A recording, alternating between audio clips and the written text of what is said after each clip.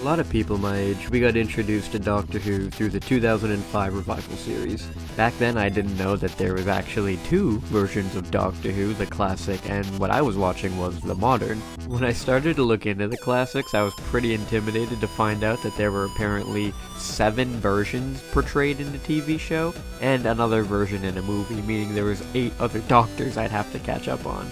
I was pretty young, so I wasn't really able to find any of these episodes anywhere, except for like little clips on like YouTube or Dailymotion, meaning Classic Who was pretty much a no-go for me, and I never got to see anything. And as the years went on, I kinda like stopped getting into Doctor Who. Once Peter Capaldi's era was going on, I was getting to that phase of like not really liking Doctor Who, so I missed out on like most of his era, and ever since like I heard how awful the Chibnall era was, I was kinda like, yeah, I'll stay away from Doctor Who for now for the rest of my life, probably. And that was until the 60th anniversary era started going on, and it actually really piqued my interest of Doctor Who again, which I wasn't expecting at all, because I was like, oh, well, I'm not really ever gonna get into the classics because it's too much, and the modern stuff probably isn't really that good anymore, so why would I do it? But I don't know, just something I guess they did with the marketing hit me, and I was like, you know what? I'll check out these 60th specials. So that's what Karis and I did. We went and checked it out, and I actually had a pretty good time with them. After that, I was thinking, you know what? I think I have the time and resources now to actually go through and watch Doctor Who all the way through. But, like, there's this completionist part of me of wanting to go through all of the stories. And there's a few Doctors, particularly the 8th and the War Doctor, more the 8th Doctor, who didn't have, like, any on-screen presence at all. He doesn't really have anything, except in the audio, the Big Finish work. And the Big Finish Doctor Who is a whole other can of worms. Like, they have so many stories based in every single Doctor's era. Paul McGann and Colin Baker, especially what I've seen, they strive through Big Finish, and it really makes their performances go up. And the 6th Doctor even has a whole final story, and they're making a 7th Doctor final story too. But again, that completionist part of me is like, oh, I don't want to just go through the Big Finish audios of 8 if there's so many for everybody else. So I decided to take on the task of going through every single audio, and that's definitely gonna take a bit, because it took me 4 months to go through everything with William Hartnell, which is what I did for this video. Today, we're gonna be going through every single one of William Hartnell's on-screen and Big Finish stories in chronological order. Thankfully, the chronology has been laid out excellently by Andrew Kearley, I hope I'm pronouncing that right, on his website, going through every single Doctor's adventures, and he's put them all together, all the audios, and he's put a bunch of comics and all this other media too, which I'm not going to get into. The comics and all that stuff, none of that, and all these like books and stuff, I'm really not going to get into unless there's like an actual like novelization Big Finish version of it. But yeah, huge thanks again to Andrew Kearley, as this would have been a whole hell of a lot harder without him, so definitely go check out that website. I'll link it below in the description. For the first Doctor's adventures, right off the bat, I gotta say, it's definitely a product of its time. Again, this started before we landed on the moon, so yeah, a long ass time ago since this came out, and there were some things that I'm gonna say later on that might tick off some die-hard First Doctor fans, I guess. Let me clarify, I'm like a 20-year-old ADHD kid going through Doctor Who, so obviously I'm gonna get bored by some of the stuff that's going on for this era. But I have a lot of good to say. As well, I'm not going to be a total hater throughout this whole video. It's going to be a wild ride. I'll try to put the timestamps in the description for each season. I'm not going to do each story, because that would take forever to put in the description. But for each season, I'll split into like Season 1A, Season 1B, stuff like that. I'll try to do. But yeah, I'll be ranking these on a tier list. With all that preamble stuff out of the way, I think it's about time that we get into the stories of Doctor Who. Before I get into it, if you guys could leave a like on this video and subscribe if you like it to show me that you want to see more of this, that would really help to appreciate. I hate to ask, but it would just really push this out there, and I would really appreciate that. So thank you all very much. Leave a like, subscribe, helps so much. I think it's about time we get to the first Doctor's Adventures, starring William Hartnell.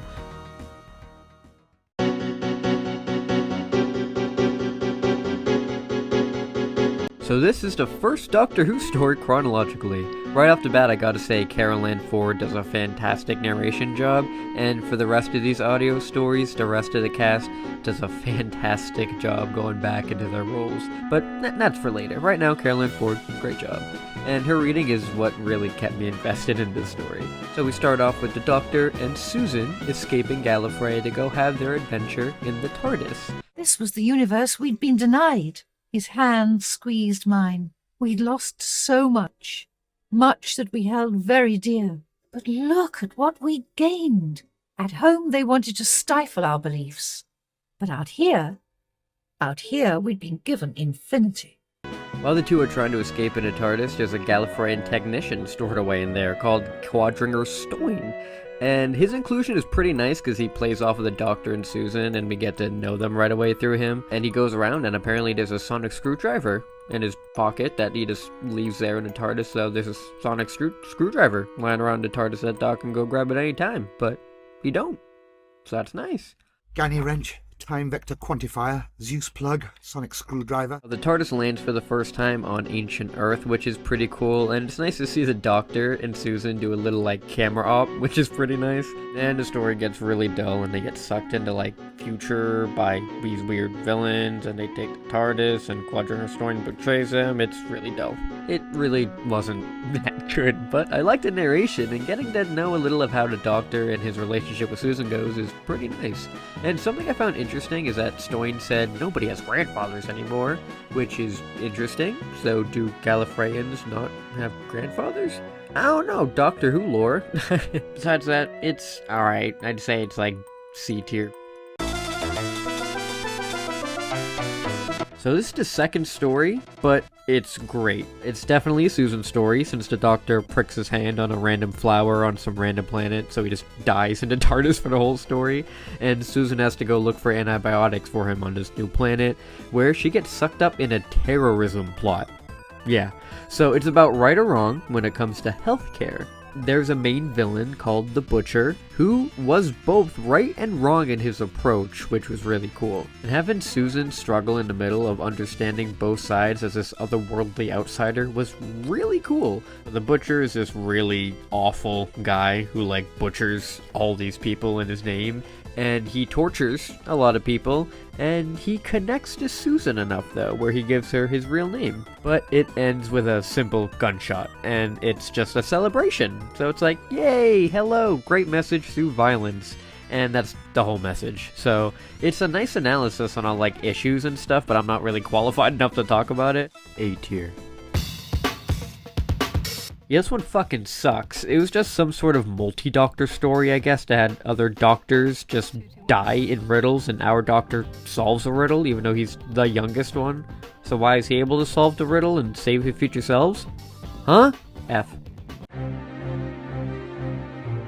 This story is really good, and also sad. The Doctor and Susan accidentally arrive in Germany 1932, which is not a good time to end up in, and they end up trying to exchange some gold they found in ancient Rome for some currency in this era, which weirds the hell out of these Nazi dudes, and they eventually devise a plan to kidnap the two and find out how to make the gold they produced.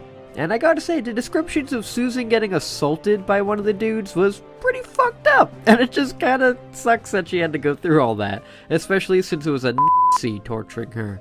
Susan just wants the torture to end, so wants to tell them, but the Doctor says no, because if she tells him then the whole timeline would change, so we gotta keep getting tortured, I guess.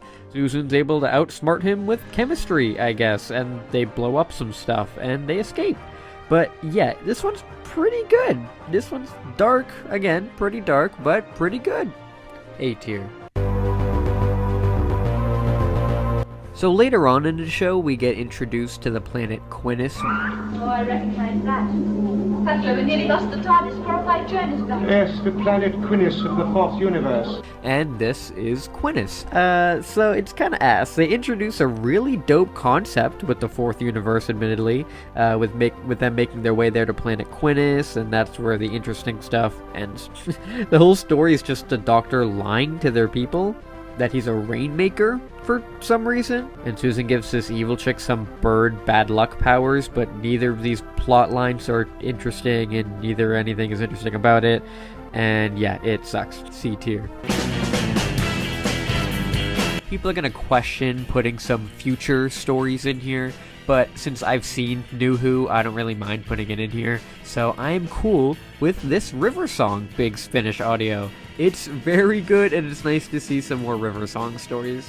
And this is technically the furthest back in the Doctor's timeline River's gone. The story of this one is that River is posing as a police officer and a teacher at Coal Hill, which is where Susan is and where Ian and Barbara is. Susan notices River drops future knowledge and realizes that she must also be a time traveler.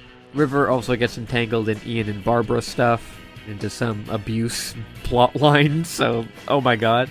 The monsters are these Night Stalkers who are trying to steal the Doctor's regeneration energy to get stronger, and since this is one of the youngest versions of the Doctor, they think that they can easily take him, but River's here and she kicks its ass.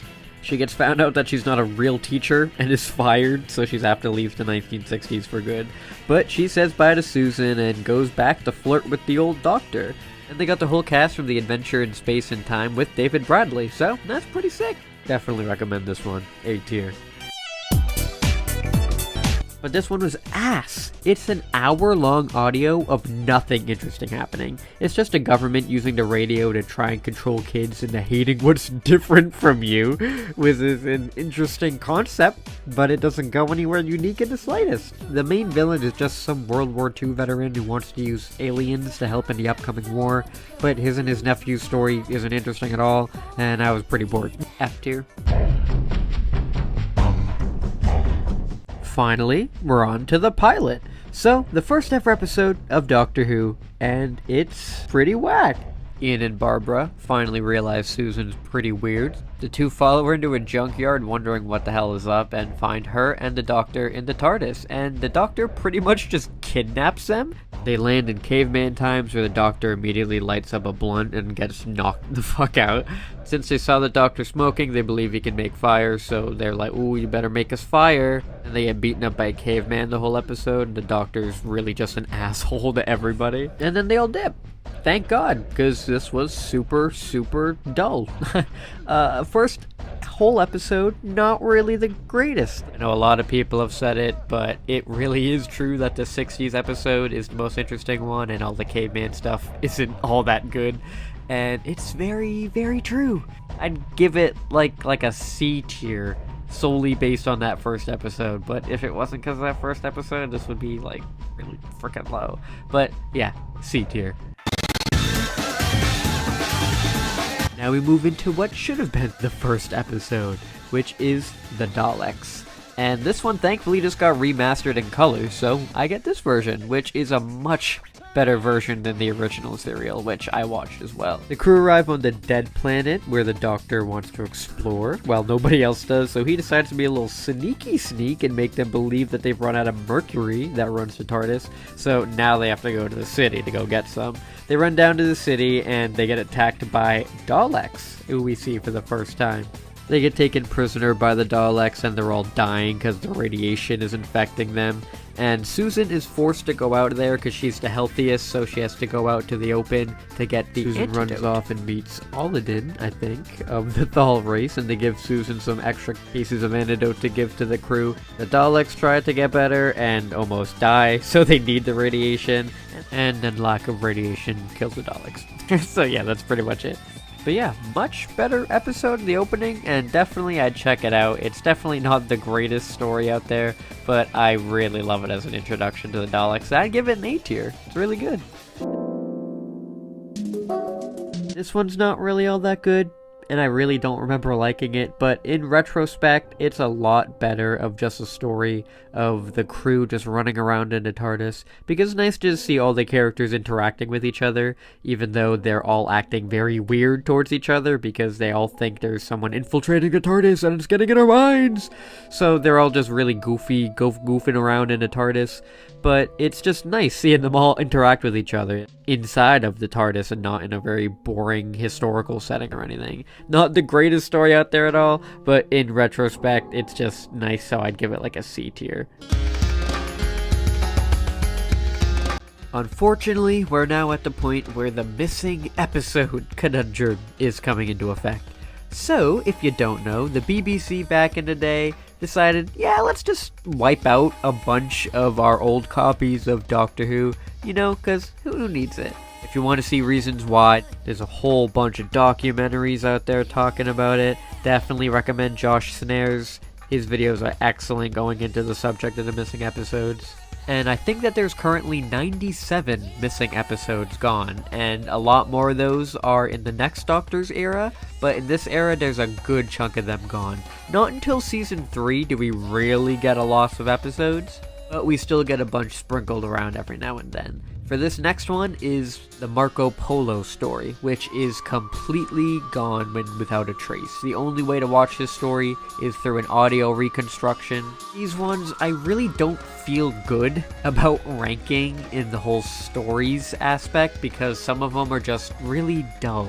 And I don't want to blame it on the episode because the reconstruction is a really good reconstruction, but it's mostly just clip shows of just text at the bottom of the screen. And it's different for audio stories because those are designed to be audio stories, but these reconstructions weren't designed to be clip shows. So for enjoyment, I really didn't get a lot of enjoyment out of the reconstructions, but I appreciate all the effort that they put into them. But for these stories, I really don't feel confident about ranking. So there's going to be a tier list on the tier list for these ones called the missing tier list, where I'll just put them down in here, and I can't really give them a full ranking until the episode gets recovered and I can watch it in full. Yeah, unfortunately Marco Polo is going to go in the missing tier. First big Finish story in a bit. The TARDIS ends up landing on board the Vanguard, which is home to a race of synthetic beings who have been controlled for 100 years by these evil shifts people.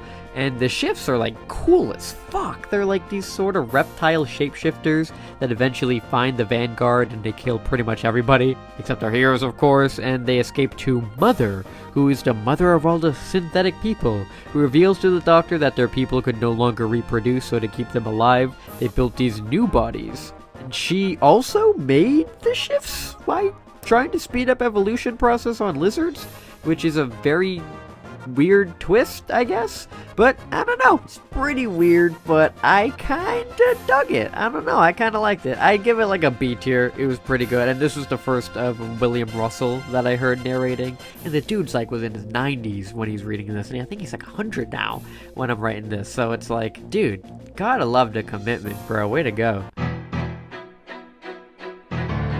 The crew land on Marinus and explore the planet, finding acid water and these aliens called the Vord. They find this cool consciousness of Marinus, which is pretty cool. And then the crew needs to go on this multi-side quest to find the 5 keys of Marinus. And that's when I get bored. It's interesting in the beginning when they go to Morphoton, I think, to go to find the first key, and are treated like royalty from its inhabitants, and one of the girls, Sabitha, puts discs on everybody to hypnotize them, and Barbara is pretty dope, having it fall off, and she goes around helping everybody. It's pretty cool. And then the group decide to split off and go get other keys, and then it's just a really boring... until the Doctor finally comes out. You notice I really have been talking a lot about the Doctor? It's because he really hasn't, like, done anything. And this is, like, the first time, besides the Daleks, where he kind of, like, does something. And he's the smartest person in the room. He puts together a lot of plans, and he deduces who a killer was to save Ian's life so he doesn't get sentenced to death. It's just cool to see the Doctor take on a Doctor role, and it feels like I'm watching Doctor Who. Also, William Hartnell really flubs his lines in the episode though, but, you know, gotta love the charm of the guy. C tier. across our first lost story in this era, called The Fragile Yellow Arc of Fragrance, and it's a pretty great audio story. The crew have been hanging out on the planet Fragrance for a bit apparently, and over the course of their stay, a man named Rhythm falls in love with Barbara, though she doesn't reciprocate his feelings. However, on this planet, people are only allowed to fall in love once, so it's like the seahorse thing. Though if you fall in love with somebody and they don't feel the same way, basically you're forced to kill yourself. Yeah, super messed up, I know. So when Barbara turns him down, we see Rhythm say goodbye to his loved ones as he prepares for his end. Barbara doesn't know that he'll kill himself, but Susan does and tries to warn her, but obviously she's still not going to be tied down to this planet by one person she barely knows, so decides to just simply leave. Though she does cry while watching Rhythm go out to sea to perform the Fragrance suicide ritual, which is pretty messed up, but it was a good kind of messed up in a twisted sort of way, so I enjoyed it. Overall, totally tragic, great story, A+ tier. The crew land in 15th century Mexico with Barbara exploring and putting on a fancy bracelet that she found. She's found by the Aztecs of this era though, who take her in, and after looking at her bracelet, they assume that she must be the reincarnation of their god priest Yetaxa. They treat her like royalty with her able to boss a bunch of people around, and things seem to be going good for everybody. Until it's time for a human sacrifice to be made so that way it can reign. Barbara stops to sacrifice to save the innocent dude's life, but he gets pissed at her for stopping it, and decides to kill himself to be allowed as a sacrifice, and unfortunately once he dies, it does start to rain. The executioner here, Taloxel or whatever, is pissed that Barbara stopped the sacrifice, so is now trying to unmask her as a fraud. This one is super interesting, as it really explores Barbara going through the Aztecs culture and trying to change it to make it less savage. However, the doctor has to try to talk her down, and if she tries, she'll change history. Taloxel sends his military officer Ixta after Ian, and they go into a pretty weird battle, with Ixta almost killing Ian until Barbara arrives to call off their fight. She has to put a knife to Taloxel to save Ian, and admits to him that she's a fraud, but that nobody will ever believe him. He tries to poison her, but that just puts her into a rage against him. Since Barbara is too powerful for him, he decides to turn to torturing her friends, and has Susan be forced to marry this dude who's gonna be the next sacrifice. Since she says no though, she's up next for the public execution. Also, while all this is going on, the doctor literally just goes and gets engaged with some chick who gives him cocoa beans. Eventually though, Barbara has to come to terms with the fact that she can't change the past, as the Aztec civilization is just too far gone. They don't linger though, and eventually once they're able to open the tomb and get to the TARDIS, they're all able to fly off. This was a huge improvement over the other stories so far, with the concept of changing history really brought to the forefront this time. Tackled in a really great way with Barbara trying to change it. Some parts of the story tend to drag on for a little bit longer than they should, but overall I would still give this one an A tier. Unfortunately, The Sensorites is one of many stories on here where I really enjoyed the first episode, but the rest of the stories really sucked ass. Once they leave the TARDIS, they find two dead pilots, though one of them comes back to life and begs for a kit to restart the other person. These two reveal that it's the 28th century, and that they're all human travelers getting constantly harassed by alien Sensorites, who are these sort of mind control aliens. They've been trying to escape the sector, but the Sensorites keep them here without killing them. The Sensorites almost force the ship to crash, but the Doctor actually does something cool and pilots the ship out of harm's way. The crew can't leave since the Sensorites stole the lock off the TARDIS, so stay and try to help. Barbara and Susan find another person on board who happens to be the girl Carol's fiancé, John, who has been brutally, mentally tortured by the Sensorites, so is always tweaking, which is pretty sad. Then the episode ends with an amazingly creepy looking alien going up to the window. And it's pretty spooky looking, not gonna lie. If only, they kept up that spook factor for the rest of the story. As basically the Sensorites just break in and don't decide to kill anybody and just stand around talking the rest of the story. The only interesting thing that happens in the story is when the Sensorites try to communicate telepathically with Susan, and then we find out that she's a telepath and can apparently do that with everyone. The finale is also just straight ass, as pretty much everybody is flubbing their lines. I don't know why, but it's not just William Hartnell, it's everyone. This whole story was just such a slog to get through, and I would totally put it in D tier. It would 1000% be an F if it wasn't for that amazing first episode, but I definitely wouldn't recommend this one. It's just such a slog to get through. This one starts off with the Doctor being a huge dick and throwing Ian and Barbara in a random time period because they asked to go home. He basically just says good luck and I hope this is your time period, even though it's not, it's the 1770s. They then get caught up in this weird voyage thing and there's like this twist about the Doctor, but it's really just super dull and forgettable. C tier. The season finale is not good. The Doctor thinks that they're finally back in the 1960s, so immediately just kicks Ian and Barbara out again. Though since Ian knows the Doctor's wrong legit every single time, he gets a little pissed, and has the Doctor come out to explore with them so they know they're in the right place. Though it takes 5 seconds for them to find out that, no, they're in the French Revolution, and the French soldiers kidnap Ian, Barbara, and Susan, while the Doctor is left inside to burn to death. The Doctor goes on a 10,000-year stroll to break the others out of jail, plays dress-up, and then we get our first animation, because a part of this story was erased, and they animated this one for some reason. The animation is so uncanny, but I just can't stop looking at it, so it kept me engaged the whole time. Once we go back to normal story, it just gets super dull again. It just ends with the Doctor manipulating the evil dude super easily and he gets arrested, so they all go to the TARDIS and just dip. Our lives are important, at least to us. And as we see, so we learn. And what are we going to see and learn next, Doctor? But unlike the old adage, my boy, our destiny is in the stars. So let's go and search for it. That officially finished with the first season ever of Doctor Who, and it wasn't great. I mean, again, it wasn't all bad, but out of 42 25-minute episodes, I really only liked a few parts of some stories, and thought that the rest of the serials weren't really that good. Most of them just drag on for needless episodes and amount to nothing really exciting in the end, and it's kind of weird that the series finale was just a normal adventure, but I know that's just because I'm spoiled with the new series.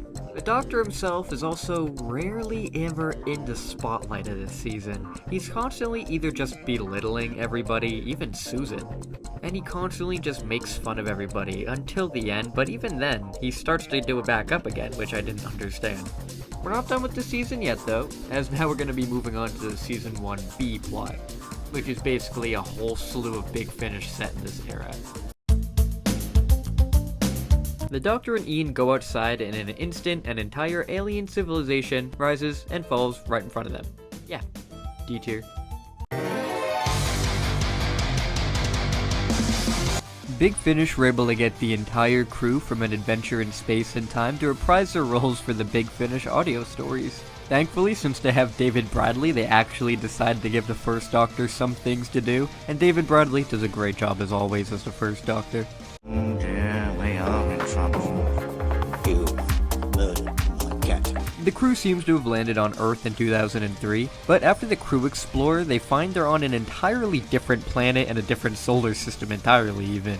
This society was built by the Inventor, who only comes around this planet destination every few years. Ian and Susan do get invited up to go meet him, though once they meet him, Susan recognizes him right away as the Doctor's old friend turned enemy, the Master. Yeah, technically this is our first chronological appearance of the Master, and he is portrayed by James Dreyfus, which Big Finish really wants you to forget. Allegedly, he's a huge transphobe. I don't know how his canonicity as the Master is anymore, but this story is still part of the collection, so I'm gonna go over it. It sucks because he actually does a pretty great job as the Master in this story, as he gets every mannerism pretty much correctly. Unfortunately, he just happens to not be that good of a person in real life, so I really can't praise his performance that much, because obviously. Anyway, the Master himself has started up the civilization and keeps going forward in time through the decades to build their progress, helping their civilization, hoping that their civilization will one day be able to develop technology advanced enough to build him a new TARDIS so he can actually escape this planet, as he can only go forward in time with the machines he has now.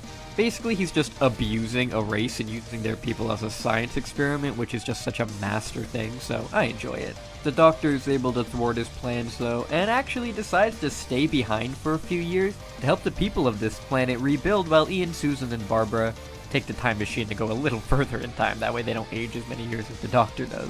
It's really nice to have the Doctor actually decide to stay behind at some place and help people for once, as all we've gotten from him so far is just how much he doesn't like people, so it's nice to have him actually stay to help people, so really good character development there. I'd give this one an A tier. The crew arrive right after their battle with the Master in an even worse place, America. More specifically, New York City, America, in 1888, where street gangs like Leonardo DiCaprio are everywhere. The whole story is pretty much a group splitting up and trying to relieve tensions among the gangs in New York and try to do it before getting killed by the blizzard. It does a great job in building some more relationships between the Doctor and Susan and Ian and Barbara, so it's really nice to go into these characters more. The setting is actually super interesting, with all these gangs and the threat of the hurricane and the winter storm. It's just a nice setting to explore character development like this, so I think they do a really fantastic job, and I would give this one a B tier. Now this is a fantastic story. Definitely my favorite so far. I love this one, even though it was insanely sad.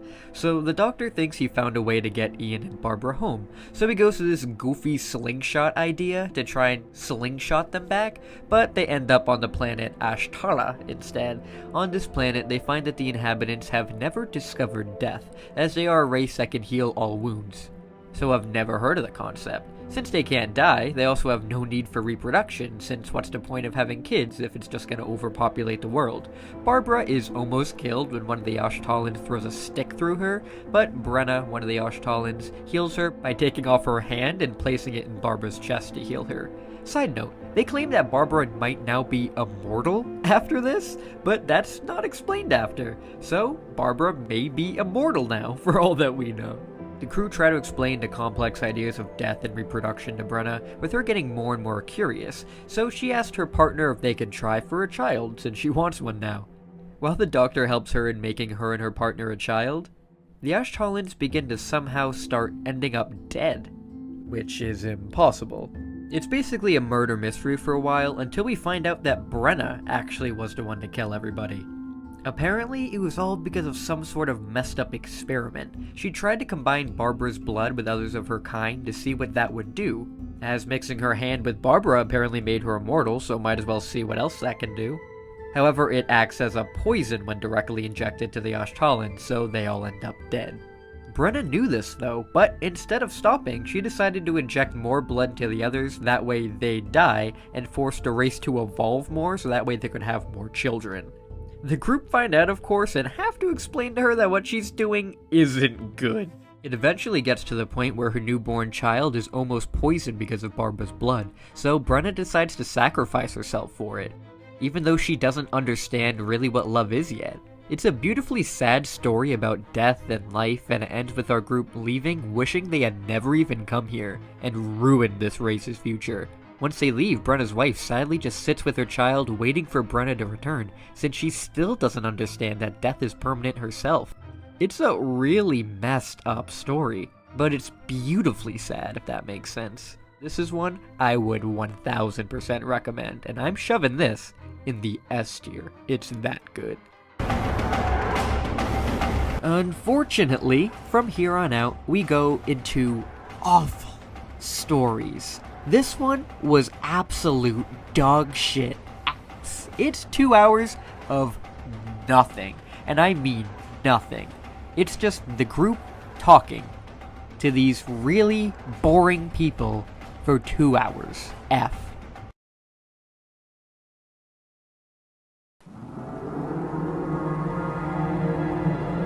I wouldn't say this one was my favorite so far, but this was definitely the most interesting.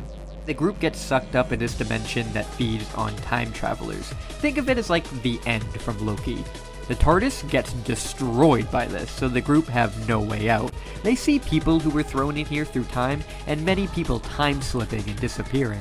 There is one woman watching them, who they can actually interact with to a degree, and this woman is a future version of Susan, portrayed once again by Carol Ann Ford. One by one, the group are killed off by these vicious beasts in this area, with the Doctor being trapped in a time variable before his death where he sees these future variants of himself right before he died. Think of it like Ant-Man Quantumania, I guess. Not gonna lie, I think Marvel stole Loki and Ant-Man Quantumania from this story. Anyway, the Doctor is paired with future Susan in this realm, where they have an interesting dynamic as he doesn't know who she is. Future Susan tries to tell the Doctor to not be so hard on present Susan, and try to have her do things for herself.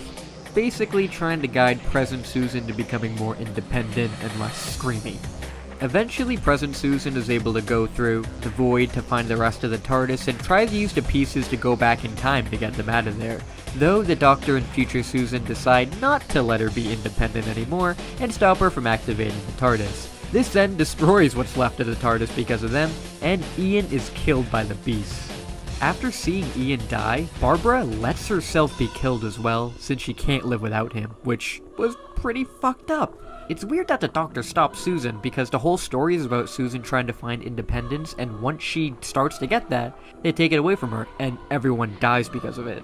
Because of this, the only other option they have left is for future Susan and present Susan to touch hands, as two people of the same aura touching here would blow the place up. Since that is the last option, the two Susans touch, time gets rewound to right as they start getting pulled into this time stream. Future Susan pleads for the Doctor to let the group help, and he does, so they're able to guide the TARDIS away from the time stream and avoid their deaths. So, the story ends. First of all, I love the atmosphere that this pulls off, and the setting alone pulls the story close to the top. The idea of getting Caroline Ford back as a future Susan is a great idea as well, though it seems that they were just too afraid to go too far in changing things in the original story. They try to add in world building and character building in here by making Susan more independent, then they just decide to scrap the main plot point to reset the whole story. I can't tell if they intentionally did it to make it a character flaw of the Doctor, or if it was just a weird writing choice. I'm not entirely sure, but I wasn't the biggest fan of that part. I wish we were able to get more future Susan interactions with the rest of the group, as she doesn't really contribute that much and is only with the Doctor the whole time, and even then their scenes together aren't that many. Overall, a super interesting story, and I'd give this one an A+ tier. The Doctor once again tries to use the get back home fast button to bring Ian and Barbara back, and it does bring them back to somewhere they've been before, except it's the planet Skaro. This time though, they're 50 years in the future of when they were last here, so they get to meet the great-grandchildren of the Thals they helped before. I'd like the group going back to visit an old location but in the future to see how much it advanced. It's just a really cool concept. Of course though, this is Skaro, so where are the Daleks at? Apparently the Daleks haven't made an appearance to the Thals in 50 years. But apparently, one Dalek survived in the Dalek City and began preparing his revenge. He manages to trick the head Thal scientists that the Daleks are good now, and she decides to help him like an idiot. He gives her some of the Dalek research they've made to get her to trust him, she falls for it, and so the Daleks are now all back and don't need radiation to survive anymore, due to the conditions that they've had to live in. The group don't trust the Dalek at first, but then decide, yeah, why not bring it into the city? Then it and the Daleks rise up from hibernation and take control of Skaro. Who could have seen that coming? Unfortunately, most of the story is building up the Daleks, as the first few parts are just them going through Skaro. While that is really interesting, once the Daleks actually come out, they kind of have to rush their end, as they only really get to invade for 20 minutes before being taken out with towers falling on them. And then they just run away screaming. It was a fine listen, and I enjoyed it, but I just don't know why they have to spend so much time dragging out exploring the location, and then have 2 seconds for action. Like, I appreciate exploring locations, but sometimes these audios do not need to be 4 parts long. I'd give a B tier. Another super boring historical story. That's 4 parts. It's 2 hours long, and for some reason David Bradley doesn't really seem to try in this one. I don't know if he's just getting tired of doing these audios, but for some reason he just feels so done with it. The only good part is when the Doctor mentions Gallifrey for a legit 2 seconds, and that's it. F tier. There's these racist, weirdly sexual aliens, and as usual, they're dull and boring. F. Last story of the Adventure in Space and Time crew, and I'm honestly very happy that it's over. This story is kinda like the rest of them, but it's a bit more interesting since it's actually a continuation of the 10th Doctor's William Shakespeare story, except, like that one, also not good, but yeah, that's it. The story also ends in setting up another one, but there's not a 6th volume of this, so I guess we're just gonna ignore that. Overall, for these Adventure in Space and Time cast audios, I loved a few of the stories in the first box set and up until the second, but after that it just was so painfully dull to get through most of them, and I really wouldn't recommend the latter half of them. Sad to say, because I really like David Bradley, but these were just really not it. I'd give the Hollow Crown a D tier. An unmade story made into audio that's not awful, but is just a story of Alexander the Great. But the Doctor and gang are there. It's not bad, but just more historicals. I'd give it a B tier though. And it's goofy. C tier. This was pretty fun. The crew land in the 5th century at the Library of Alexandria, and since there's a lot of knowledge there that eventually gets destroyed, the crew decide to settle down here for a bit and look at all these scrolls of knowledge for as long as they can.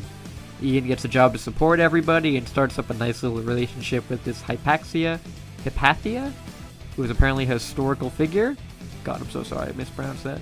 Barbara gets jealous, so the group go to leave, and then octopus aliens attack and destroy the Library of Alexandria. Now this felt like a goofy Doctor Who episode. The Doctor is able to eventually bargain the aliens away for now rather quickly, so I'm glad the Doctor actually got something to do in this story, and it was just super fun. I loved it. I'd give it an A tier. F tier. The group head to Spain in the 16th century. Ian gets abducted and whipped. Oh, like a lot. Then Drake shows up. D tier. The main good plot of this story is that Barbara is extremely homesick since she's been kidnapped away from home for months now, and is really getting fed up with the Doctor almost killing them. But it turns out that the last few trips have been the Doctor trying to get ingredients for the perfect tea to remind Barbara of home to comfort her, and that was actually super sweet. I just wish that there wasn't 90% boring going on in the rest of the story. Because that part, yeah, I love so much. It's so good, and that part's gonna rise this up to a B tier. Susan gets separated from the group and ends up on the Weapon X compound from X-Men. Not really, but it's pretty much where she is. She finds Weapon E, and since this planet amplifies Susan's psychic ability, she's able to read his mind and all of the other weapons' minds to see what their lives are like. And it's pretty sad, all that they went through. The main villain, Rage, is taken out by Susan, who just shows her Weapon E's thoughts, and that psychs her out enough, I guess, where Weapon E, or Blake, or whatever he wants to call himself, is able to finish her off. It's pretty interesting, but the only gripe I have with it is that it just ends with Susan still there. So I guess we just gotta assume that the Doctor dropped her off and then just came back eventually for her. It was kind of weird. A+ tier. So the Vord are back, and they're just as boring as they were before. The only good part is when Ian and Susan mourned the Doctor and Barbara since they thought they died, but then they didn't. So, what? D tier. F tier. Another nothing story. The overall theme was about companionship and how Barbara is as much Ian's companion as he is to the Doctor, which just again goes to show on how Ian is the main character of season 1 and not the Doctor. D tier. F tier. So that's the end of the full season 1. It was very weird. I gotta say, a lot of the episodes were pretty dull, but there were some that were really good in there, and a lot of the Big Finish audios I thought were fantastic, but there's also just as many that I thought were absolutely freaking dreadful. So here's hoping that season 2 can pick it up in both departments. We start off season 2 pretty sick actually. So the TARDIS doors open while the group is landing, which causes them and the TARDIS to shrink down inside of a backyard. The whole episode is basically Honey, I Shrunk the Kids, and it did a great job of making it really entertaining. There's some corrupt guy and the owner of the backyard bickering in the backyard because the corrupt dude wants to bug bomb the backyard to kill so the corrupt guy fucking shoots him dead, which I genuinely didn't see coming, and I thought that was pretty funny. And then the episode ends with the group being attacked attacked by a cat, so that was really enjoyable. The cat doesn't kill them, and Ian and Barbara run away to hide inside a briefcase. The Doctor also straight up laughs at how stupid they are. The briefcase gets taken into the house, so the Doctor and Susan follow them up through the sink and find them with some other boring side plots going on. Barbara inhales some insecticide, so she's dying. The Doctor decides that the best way to get out of here is by blowing the place up, so he starts a fire and permanently blinds the guy who shot the dude before, and he uses a seed to get them back to normal size. Overall, this was a pretty good story, and I wish we got shorter serials like this more, as they benefit from not being extended to all hell. The only things that really bothered me was the really boring side plot, but everything that was going on with the main cast was really fun. I'd give this one a B tier. We now head into Susan's final story. The crew land right after some dude kills himself. Okay.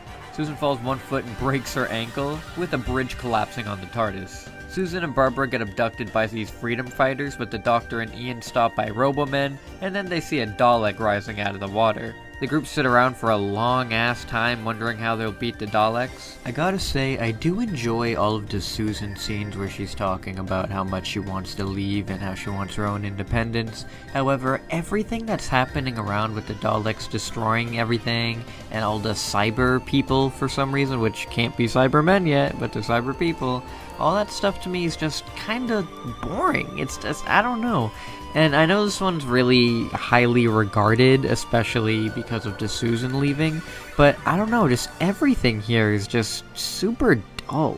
And while I think she does have some nice chemistry with the David dude, it's not as good as other chemistry she's had with other people throughout the show so far. So it's kinda weird that these two are the ones that end up getting together out of everybody. Though, with how much Susan has been going on about everybody staying together, it's surprising that it's not Ian or Barbara that are the first to go, but her. The Doctor manages to fool the Daleks and gets the Robomen to overthrow the Daleks as well, so we get funny Dalek stage diving. With the 2160s saved, the crew prepare to head off, with David begging for Susan to stay. The Doctor has one heartfelt goodbye and a quick hug before stepping into the TARDIS with Ian and Barbara and locking the door. Susan tries to get back in, but the Doctor gives it his all to produce a magnificent goodbye to her. One day I shall come back. Yes, I shall come back. Until then, there must be no regrets, no tears, no anxieties. Just go forward in all your beliefs and prove to me that I am not mistaken in mine. The TARDIS disappears and Susan slowly walks over to David, dropping her TARDIS key to the ground. Very emotional scene, and bittersweet goodbye to Carol Ann Ford, who in television format I'm pretty sure we only see one more time. Behind the scenes, apparently Carol Ann Ford had a rough time with the harsh working conditions on set and could really only stand one series, which I totally understand. Once again, it's great to finally see some character development for the Doctor, as he can only bear a quick hug and rushing back into the TARDIS to say goodbye from there. Just shows that he hates goodbyes, and this must be an especially hard loss for him since it's his own granddaughter, who escaped with him from their home planet. I hope in some future Susan Big Finish appearances we can get a bit more of the Doctor and Susan, and in the main show in general, as her origins and the Doctor's family origins are still shrouded in mystery. Overall, the whole serial I really wasn't a huge fan of, but the whole Susan stuff did make up for it. Overall, I'd give this one a C tier. Before we fully say goodbye to Susan, there's one more Big Finish of her for now. It's a Susan send-off as she tries to adjust to life in the 2160s with David. She also talks about her other love lives with Terrence from a previous Big Finish, so that was pretty neat to include.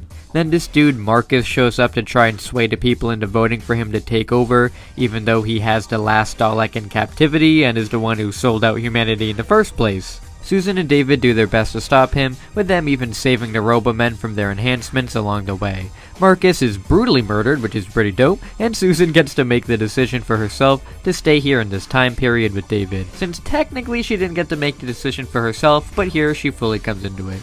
With that, we say our goodbyes to Susan as a series regular, and even though she had her downs in the main series, the Big Finish works truly elevated her, and made her a great companion who carried every Big Finish audio she was in. At the end of this video, I'm going to be ranking every single companion, so I'll go more into depth on how I felt about Susan there, but for now, I thought she was a really good companion. I'm going to put this story in B tier. Here we get the introduction of one of my favorite companions of this era, Vicky. The Dr. Ian and Barbara land on this planet where they find Vicky stranded here on her spaceship. Once they meet Vicky, Barbara shoots her dog, but it's all good and they kinda work it out right away. The doctor goes off to speak with Bennett, the crippled dude Vicky was watching after, though it turns out he's not crippled and was the alien all along that killed the crew to trap them here, and even killed Vicky's father. The doctor fights him?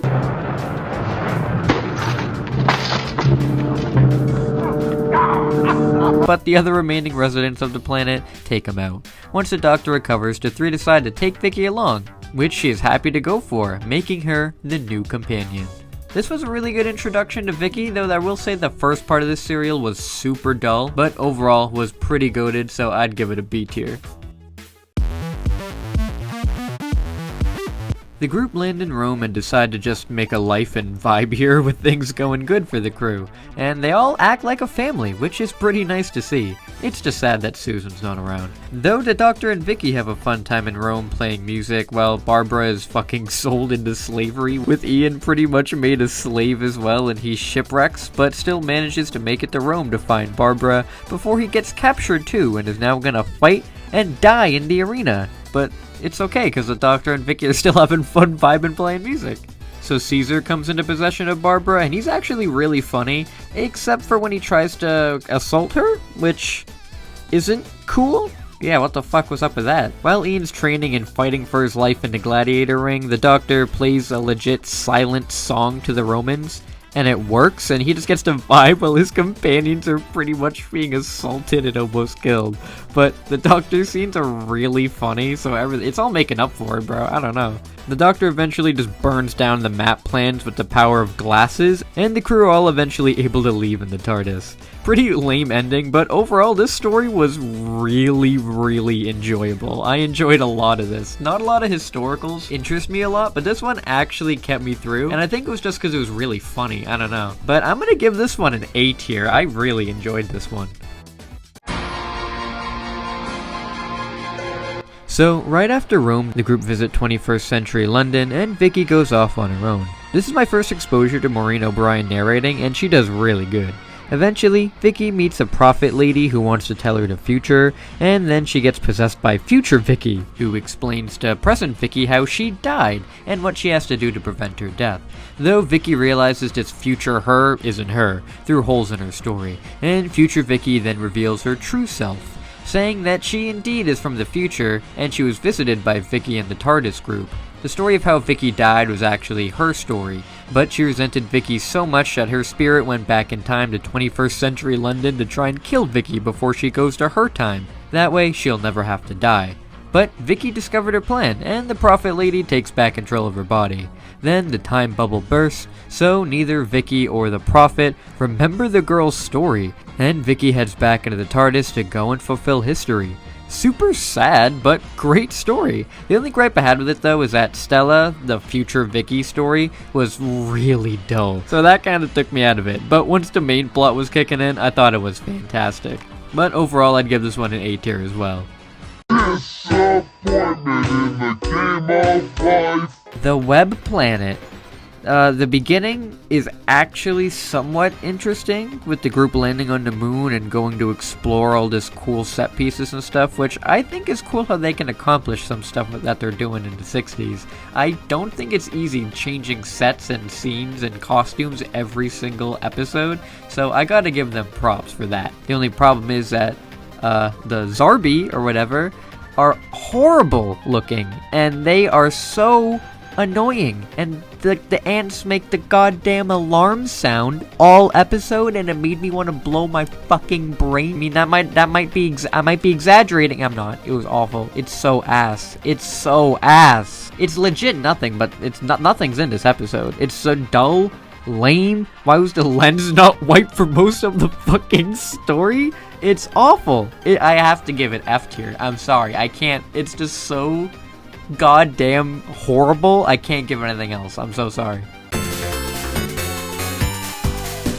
This is such a super dull story with a, secret 5th companion who turns out to be evil. Ooh, who could have fucking seen that coming? Ooh, and they mind wipe him from existing anyway, so it's just dull and interesting. F! The story had 38 minutes of agonizing nothing but the most boring shit ever. I don't know, F. The gang finally returned in 1963, but time is frozen, and I guess the only way to unfreeze it was to leave. What the fuck? F! I mean C. It wasn't that bad. Boring, but I did like the fight between Ian and the Rocket Men, who apparently become remaining characters, so let's hope they're cooler later. C. Alright, out of that slew of horrible Big Finish stories, and back into main stories. So the Doctor and Ian have a pretty dope sword fight at the beginning, which is awesome, and Barbara gets kidnapped of course, and then they all just vibe about it. Though unfortunately the BBC decided to wipe a lot of this story, so I didn't really get to experience a lot of it, because again, reconstructions are super dull for me, and I just can't get into them, and I so apologize for that, but I just can't get into them. So I'm gonna put this one in the missing tier. This shit was mad goofy and confusing, but I kinda liked it. The crew are suddenly in different clothes and are mad confused, stepping out into some sort of museum. They can't be seen or heard by anybody and can't enter the TARDIS in here, so just keep being confused. Then they find themselves all lined up in the museum. Vicky and the Doctor state that they must have become separated momentarily from their physical selves and are just astral projections in time, and were sent into the future to save themselves? I don't know, it's confusing and weird, but hey, at least I can say it's not boring. I mean, the second part of this is super boring, except for the Doctor being goofy into Dead Dalek and the cool lightning on his face and stuff, but it's pretty much kinda super duper slow. Basically, it just comes to that some weird time displacement thing happened. I don't know. It was super duper lame in the end, but the first part was really good. But overall, I'd have to give this one a C tier. This one really sucked. It's a story basically with Ian telling a cop a story that he went on with the Doctor after he's back home, but then they never wrap up that plot line for some reason, and then he just tells a boring story. I don't know. It was just F tier. The crew is just dealing with infiltrating this place to return it to peace after some sort of computer uprising. It's interesting because Vicky has a nice conversation with the Connie computer, but it was just a tad confusing. I don't know, it was just entertaining, I guess. C tier. The crew arrive in Vicky's past, but the future, and Vicky has to decide whether she can join in the war going on and change history. Again, the whole changing history concept is cool and all, but the majority of the story is just super dull, so I'd give it a D tier. The crew go back to the 1400s and vibe, D tier. And now we come across The Chase, which is Ian and Barbara's final story. Now, I gotta say, I am not the biggest fan of this at all until the end. The first few parts of this, I really don't enjoy. It comprises of the group vibing through different time periods to see Abraham Lincoln, Shakespeare again, and then the Daleks finishing their time machine so they can kill the Doctor. The Daleks basically chase the crew throughout time for the entire special. They even travel to multiple locations in one episode, which is cool. One in New York, and one on a pirate ship to escape the Daleks, and we even get to see Steven before he becomes Steven. Though it is pretty dull. Once the Daleks show up to kill people though, it's neat, but they don't even show much of that, so it's kinda lame. But once the group go to the land of this horror house and are chased by Frankenstein, Dracula, and ghost chicks, it's pretty cool. Though the Daleks show up to kill them and the monsters beat them up. But then it was revealed that this whole place was just a circus. So these normal people beat up these Daleks and can tank Dalek blasts? Can lift them and throw them? Alright, man, sure, man. Then the stupidest thing happens ever with the group going to run away into TARDIS, but Vicky doesn't. And the three somehow don't notice she's missing, so leave without her. They decide to just let the Daleks follow them so they can jump them and take their time machine so they can get Vicky back, since the Doctor still hasn't figured out how to use the TARDIS's actual time navigation systems. Thankfully, Vicky snuck aboard the Dalek ship, so she's fine and tries to contact the others, but the Daleks reveal they've made a robot duplicate of the Doctor to infiltrate the group. Of course I understand, my dear fellow. Don't fuss so. I am to infiltrate and kill. Infiltrate and kill. The group wander around on a goofy planet for a while trying to find Vicky, but they're pursued by the robot Doctor, who is hilariously awful at hiding what he looks like and his dubbing. Objective. Now's your chance. Destroy it. Destroy it with the rock. But it's really funny. The Doctor kills him, too. It's whack. Then he tries to protect the others by pretending he's the robot Doctor, which again is good development for him. Good stuff, just a boring planet that they're on.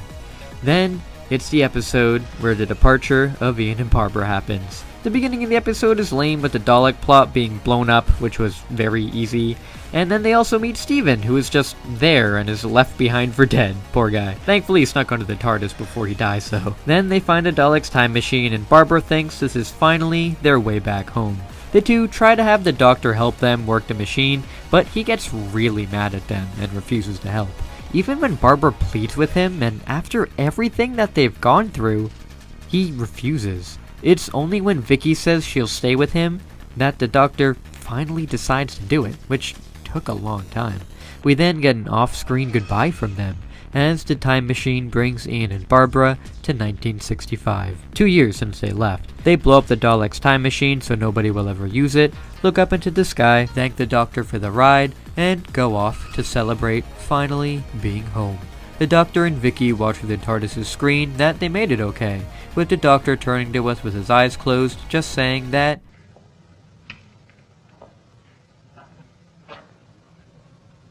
I shall miss them. that hit really hard.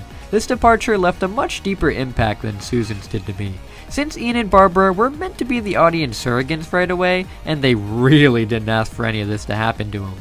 So it was nice to see them finally return home. For Ian and Barbara, they still thanked the Doctor for everything as he gave them a new lease on life. And they said that they'd never forget him, even in the end when he didn't help them get home. It hits, and while we'll see Ian pop up in a few more Big Finish stories down the line, that's it for screen time from him until much later. And for Barbara, this is it, as Jacqueline Hill sadly passed away in 1993, before even any Big Finish media could come out. With that too, everyone from the pilot episode, except for the Doctor himself, is gone. So, it's the end of an era. I'm gonna miss the original TARDIS family a bunch, and it's now crazy that I've watched as much First Doctor as all the OG companions are gone. Now it's a new age for the show, which I'm looking forward to. Overall for the chase, I'd give it a B tier. Even though I didn't like a lot of it, I did enjoy the latter half a lot. Steven is revealed to be alive, and that he just hid in the TARDIS closet. They land in 1066, where the Doctor meets the Ooga Booga lady from the caveman times, and Steven beats up some dude. The Doctor gets imprisoned again, and Vicky and Steven try to break him out, and it's kind of very boring and stuff. And then, the Doctor meets the monk, who, apparently, is another Time Lord from Gallifrey, who goes around traveling in his own TARDIS, meddling around in various different affairs in time. The Doctor and the monk's interactions are really cool, and the Doctor is able to strand him here by shrinking his TARDIS down so he can't use it. The monk is really an interesting idea, and they do a really good job with him, but they didn't really know to incorporate it into a full story yet, as the historical part of it wasn't really that entertaining, but I really did enjoy the monk, and I'm eager to see him keep popping up throughout the series. Overall for this story though, I'd give it around a B tier. Time to wrap up Season 2 with the Season 2 B portion of the rest of the Big Finish that take place in this era. This is the very first Doctor Big Finish audio story, and I wasn't the biggest fan of it. It's Vicky kinda telling a lame story about some cool ice monsters, but it keeps switching from past to present for no reason, and it's not all that enjoyable to me. D tier. This was an alright one. However, this was the first episode where I got to hear Peter Purves be the first Doctor, and his first Doctor on Big Finish is my absolute favorite. He does such a good job being the first Doctor. I love it so much. However, the main story is just kind of the Doctor messing around with the monk's tech, and they land on Ceres, where this dude is killing a bunch of people. and blaming it on robots or whatever. I don't know, it's kind of forgettable. D tier. Real quick, chronologically, his appearance in the Three Doctors apparently takes place here. A lame historical that's just usual. Vicky and Steven get kidnapped and the Doctor has to talk his way out of it. Sorry, that sounded really harsh, but literally nothing happens. D tier. Not that terrible compared to the others, but it's still really dull. The Doctor, Steven, and Vicky land back in France a little after the last time the Doctor was here, and they have to stay in a gangster neighborhood, which is Paris. They get kidnapped and yada yada yada, up until Vicky watches some dude die brutally and it traumatizes her, which was pretty whack. But they didn't focus on it all that much after. Wish she added something more to it to justify its 2-part length, but I don't know, it was just kinda C tier. This was an odd story that I wasn't really sure if I liked it or not, but it was at least interesting, so I'll give it that. It's about an older Steven and his granddaughter trying to find out if a consciousness in a jar doctor is the real doctor, but Steven says he isn't, and he goes over this Benjamin Franklin adventure the group went on where the doctor gets struck by lightning and this girl doesn't fit in. It's pretty lame, but Steven then recounts all this to this AI doctor. And apparently the AI doctor killed a guy, and this fake doctor sacrificed himself by merging with the Matrix. I don't know, it's confusing, but I don't know, C tier. Now this was one I was debating on whether I should include, as it is technically a 5th Doctor story, but it takes place in the 1st Doctor's era, and in that time period with his companions, and he's technically swapping places. So I'm gonna go over it as a cool little nugget of the future thingy, I don't know, just to spice things up a bit. So basically, the Doctor, Steven, and Vicky book it from these alien things back to the TARDIS, when they notice that the Doctor looks a little different now. It's the 5th Doctor, Peter Davidson, the future Doctor. Steven and Vicky obviously are skeptical that this guy is the Doctor, but he works the TARDIS out of there, and with his mannerisms they can kinda tell. They land in Ravina 540, where the Doctor remembers his adventure, so tries to act out just as he did before so he doesn't change the timeline. Though he finds that pretty much everything is different than what he remembers, and finds out that history has been sabotaged again by the monk, though in a new regeneration.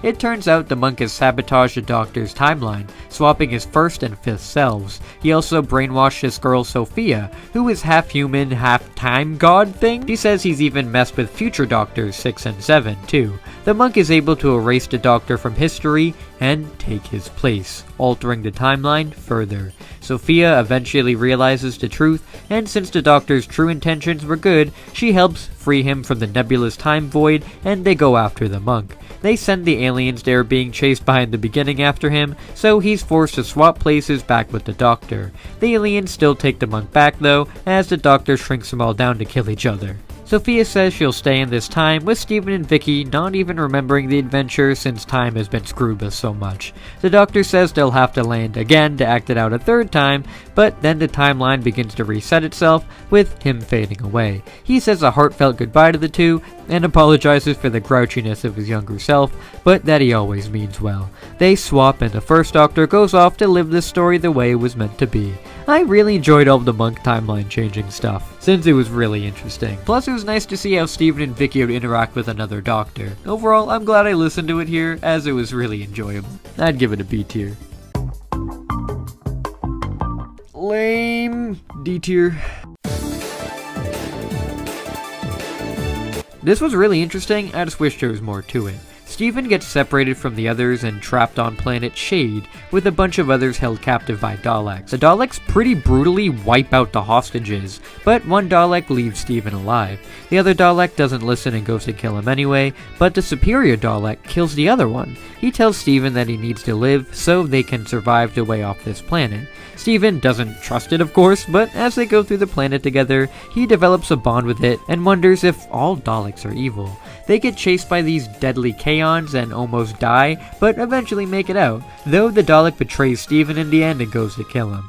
But it does give him the teleporter code to return to the Doctor in the end. So yeah, weird twist there.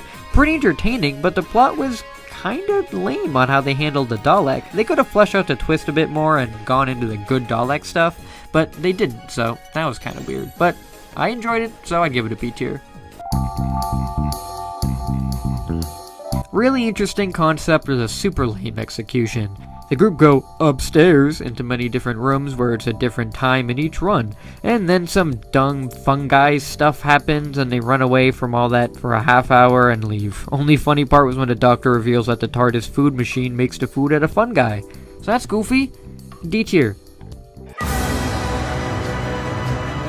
The first part set this one up good enough with them showing off a planet called Winter, where it's been winter for 500 years. Apparently these guys make Daleks and send them out in the universe, since they think they're good. But since the entire story is pretty much just Steven trying to show that the Daleks are evil, and then boom, they are evil and kill people, it's nothing that exceptional.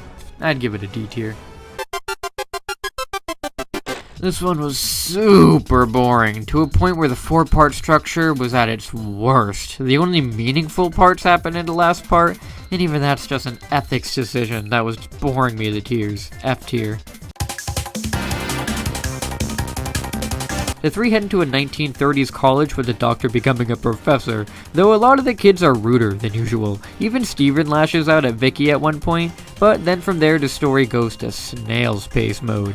Vicky goes to heaven, but finds it a simulation, and then they find the whole thing is a simulation. I don't know, it had me, but then it lost me. C tier. Finally, an amazing story.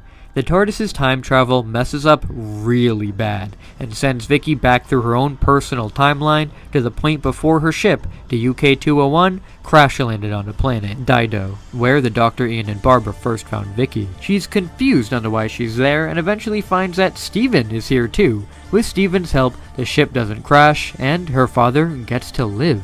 Vicky decides to live a life with her father, given this second chance, and Steven goes off not knowing what to do now, as the timelines definitely change with Vicky not meeting up with the Doctor and his crew. He then teleports through time 15 years later, to find Vicky still living with her father. Then, an explosion kills her father, and the Doctor who helped him eventually becomes Vicky's husband. Steven moves up along Vicky's timeline, where she's settled down with 2 daughters and wrote books about her TARDIS adventures. As her life goes on, she sends her daughter Carla off to college, where she can help people. Since there's a war going on though, she is killed while trying to help. Eventually, her husband dies on his way to a conference, while her other daughter Maria becomes governor. She lives to be over 170 years old, which is crazy, and Steven visits her in bed. Him being the same age though, as he's been moving through Vicky's timeline at an instant. They've been being chased by these time wraiths though, who are trying to eat them for messing with the timeline, basically Black Flash. They manage to kill Steven, and Vicky dies of a stroke on her bed, with her daughter Maria comforting her. However, Vicky keeps chanting to herself and is able to move back in time a few minutes, with Steven realizing she has, as now he's alive. She moves back through her life, realizing she can now save her daughter and husband. She tries her husband first, but he dies if Carla is dead, so she moves back and prevents Carla from leaving for college, which changes the outcome of the war. Since Carla didn't die, Maria never became governor, so the war lasted longer and got deadlier and deadlier, to the point where she goes back even further to save her father's life. Her dad is safe, but since he never died, she never got to meet her husband, so her kids will never be born, and the war will happen again anyway. So she makes the choice to let her dad die in the explosion so she can meet her husband. When she heads back into the future, she realizes that she has a son and a daughter. Carla no longer exists, and her son Carl does. She freaks out, wondering how this could have happened, since she did everything right, but Steven tells her that just the slightest change could have huge consequences, as even Maria has a different hair and eye color than before. Since she went back in time too far, the kids she had before will never come to be again exactly how they were before. Since the timeline has been altered so much, Steven begins to fade away from existence. As if Vicky never joined the Dr. Ian and Barbara, then they would have never gone to save Steven and he would have died to the Daleks. Vicky has no choice but to go back to the beginning and let the UK-201 crash on Dido. She has a final goodbye with her father before he dies, and she is returned back to where she was in the TARDIS. The Doctor congratulates Stephen for heading back into her time stream to save her, and tells Vicky not to apologize for anything. Vicky claims that she won't forget the other life that she lived, and will do her best to make this one count. Very powerful stuff here, and they did a fantastic job with it. They being Jonathan Morris. Everything here was great. This was a great character piece on Vicky and a great time travel story, even if the Doctor himself was barely in it. This is going to be our second S tier. Fantastic story. A ghost on and off possesses Vicky and screams how much men suck and how it wants to kill all men for 2 hours, and that's it. All Vicky has to do is realize that Doctor and Stephen are men, so she doesn't hate them. Dumbass story, I don't know. It sucks. F tier. And with that, we end off the main Season 2 portion of this show. I gotta say, definitely an improvement over the first, but there were a lot of big finish in there, especially that I wasn't a huge fan of. The introduction of Vicky was great, and she served a lot more purpose and commanded more respect for herself than Susan, so they did a great job there. A lot of the stories had serials that had at least a couple of A's to B tiers for me, but again, most of these stories go for way too many parts still. This season isn't as long as the last, thankfully though, but the dragging out of parts was especially awful this season with the Web Planet, the Space Museum, and the Dalek invasion of Earth. The chase was pretty bad with it too, but it got good towards the end. Overall, a very good improvement over the first season. I just hope that the dragging out of stories can just stop soon. The Big Finish were a hit or miss. The final Big Finish stories weren't that bad, but they also weren't very good for a lot of them. The only one that was really exceptional was the UK 201. And they really did improve Stephen and Vicky's relationship with the Doctor, and these stories really helped me get around to their characters more. I mean, I already really love Vicky, but Stephen I wasn't the biggest fan of, but these really helped me like him more. Now it's on to William Hartnell's final full season as the Doctor. Crazy how far we've come now.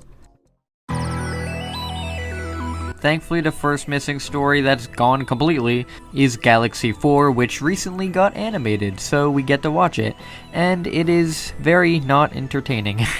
I gotta say, it's nice to finally see things in color, and the animation is much nicer than what it was last time. It's not fantastic, but it's not the worst thing I've ever seen. The plot is extremely basic, where they get chased by these warrior women who are fighting Rills and the robot Chumblies, Vicky calls them, which are pretty cute. And basically they just walk around and do nothing for a bit. And then Maga is evil, surprise surprise, and Stephen runs away from her as the Doctor and Vicky vibe with the Rills, who actually call the little robots Chumblies too, I guess? Alright. I don't know, it was just so lame and dull, and I don't know, I didn't like it. I'd give this one a very... So this is another episode that doesn't exist anymore, but some college students actually recreated it, and BBC themselves uploaded it to YouTube, so I will take it. The story is interesting in the sense where the Doctor, the companions, and the TARDIS aren't here. Apparently everybody got an extra week holiday, so we get the Daleks setting up their arc this season. And this Corey dude being brought here. I gotta say, all the stuff that they're setting up is really interesting, but this story itself, all these characters don't really ever amount to anything. So I'm gonna give this one a D tier, but I gotta say the idea was there, they just needed to think about it more. Now we get to the saddest story of all, the fact that this story no longer exists and that it's Vicky's departure from the show, and we don't get to see it, since like Marco Polo, all 4 parts of this one were destroyed and aren't available. I'm super bummed out since I love Vicky, and not being able to see her final story in the show is devastating. But apparently she nicely settles down with somebody in Rome and lives out the rest of her life, and we thankfully see her in a few more Big Finish stories. But yeah, bummed about Vicky leaving the show. She's definitely one of my favorite companions in this era, and again, I'll say more on that once I get to her in the end. But Vicky, fantastic companion, and I wish we got her to stick around a little bit more. Also in this story, we get Vicky's replacement, Katarina, who most people don't count, but there is a story coming up that I'm gonna count.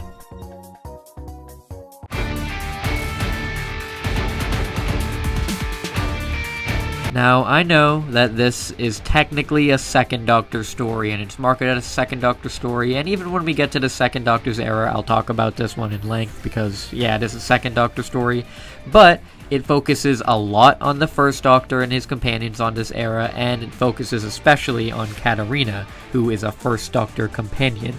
And this is the one story really that delves into her, because as we'll see later, her fate not good. So, apparently, after leaving Troy, the Doctor, Stephen, and Katarina bump into another TARDIS while in the time stream, and end up in Urbania. The three settle down there where the Doctor decided Cambridge professor work was fun, so he might as well keep that up here. Over these 3 months, Katarina has terrible dreams where she thinks that she's dead, and since she's from Troy, she can't comprehend a lot of what's happening, so calls the Doctor and Stephen Lord and worships the TARDIS, which she calls a temple. Eventually, the Daleks arrive on the planet, and threaten to use a weapon that will age an entire planet to death. The Doctor gives a planet-wide evacuation order, and while in the process, he comes across the Second Doctor. You see, it was the Second Doctor who crashed into the First Doctor's TARDIS, sending them here in Utopia, though that was a very grave mistake. As since the Doctor, Stephen, and Katarina didn't end up where they were supposed to, the Daleks were able to create their Doomsday weapon. The Second Doctor tells this to our Doctor, with him and two arguing and basically telling each other to go fuck themselves. They hate each other, and the dynamic is really funny. The Doctor's technically seen a passing glimpse into his future at this point, but this is the first time he's actually been in person with another version of himself, so it's really fun to see. This story was envisioned as somewhat of a 5th anniversary special, and they did a really great job making it feel like that. The Second Doctor tells the First Doctor that Katarina is meant to die at the next location they land at, and that is what is meant to happen. The First Doctor tries not to believe it, even suggesting letting this new history play out so Katarina will live, and this really shocks Stephen because of how much he talks about not changing history. Eventually though, he has to comply, with the Second Doctor having a nice farewell to Katarina as he slingshots his TARDIS back to prevent ever hitting the main one in the first place. The Doctor, Stephen, and Katarina's timeline is then altered, with them never having gone to Urbania, and these 3 months with a companion he's about to lose, lost. Really good multi-Doctor story, even if some parts of it were slow. The story and tragedy of Katarina are explored very well, and it was very nice to get some fleshing out of her before her death. It was pretty solid, and this story is why I'll count her as a companion.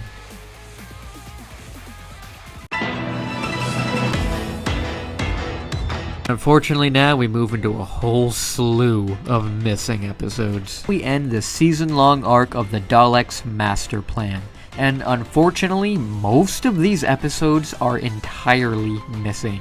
There are very few sprinkled in here, but the majority of them have been completely wiped, and this story hasn't even been animated, which I am very shocked by because it's a huge epic of the First Doctor. I definitely think it's one of his biggest arcs and biggest stories, so I'm really surprised I haven't done this one yet, but probably budget by how most of the animations look. But overall, it's basically the Doctor, Stephen, and a whole group of people he's got, including not Brigadier, trying to stop the Daleks from creating an aging weapon to age everybody to death. And unfortunately, we get the death of Katarina here, falling out of a plane, which we'll never get to see. So rip Katarina. Companion we rarely got to know, but Daughter of the Gods really helped you out there. There's an absolutely horrifying fucking shot of the Doctor tweaking, and when that popped up on my screen, it went black for a second, and I started tweaking out. But yeah, most of the stuff going on is just kind of missing, and you don't really get to see a lot of it. There's a new companion brought around in here too, called Sarah Fear, who's a badass at killing Daleks and travels around with the Doctor and Stephen around the universe to stop the Daleks' plans around time. And this is where we move on into Big Finish stories with her. And this is where I'm just gonna lump all of these ones on screen right now and just say F. I apologize very much if you guys like these or have listened to these or are fans of Sarah. I liked Sarah, but all of these were just so boring to me. Like, I couldn't take any of this seriously. However, there is one that I really enjoy. Apparently this story is where the Doctor first encounters the Sontarans. However, this story was only interesting in the beginning, and then it's just the same thing until the end. While the Doctor, Stephen, and Sarah go around trying to find stuff to get rid of the Daleks' master plan, they come into contact with the Sontarans, making this their first chronological appearance. Stephen actually knows who they are from his time, and explains all of their war ways to the Doctor for once, so that was a neat reversal. But then Stephen gets kidnapped and brutally tortured for 3 parts straight, and the Sontaran turns around so Sarah can shoot it and they get away. Again, some interesting stuff here, but it gets dragged out to 4 parts, so that ruined it a bit. But I'd give this one a C tier. And then we move on to the rest of the Daleks Master Plan era, where again, this is 12 episodes long, and most of the stuff is just them running around trying to find stuff. Up until episode 19 of the season, where the monk finally comes back, and this episode actually exists, so we get to watch it, so that's cool. The monk is back and captured alongside Stephen and Sarah by the Daleks and Mavic Chen, who is the main bad guy of this entire serial, who is kind of intimidating, but he just kind of sits there talking the entire time to Daleks, and I don't know, I couldn't really take him seriously. The Doctor is able to negotiate their release by giving them the Terranium core that they need, and they get away thanks to the locals helping. There's also this funny moment where the Dalek kills a dude who collapses, and the Dalek can't go any further without bumping into the dude's dead body. I thought that was pretty funny. Then the Doctor actually manages to steal the directional unit from the monk's TARDIS, and turn his into a police box, hoping that the Daleks will follow after the monk instead of him. He installs the directional unit into his TARDIS, and now he's able to use it for a little bit to end the Daleks' reign. However, the last parts of this serial are missing as well, and we don't even get to see the death of Sarah as well, who aged to death fighting the Daleks. Really sad that she had to go that way, because she was pretty badass, and I would have wished we got more of her. But unfortunately, that's the end of Sarah, and that's the end of the Daleks' master plan. I'm so bummed that this episode doesn't exist at all. They really seriously need to put some budget into animating this one out there and putting it out, because this would really, I think, do really well, because it's just such an epic tale. But I don't know, I think it would do really well, but I'm gonna have to put it in the missing tier because so much of it is just gone and you can't experience anymore.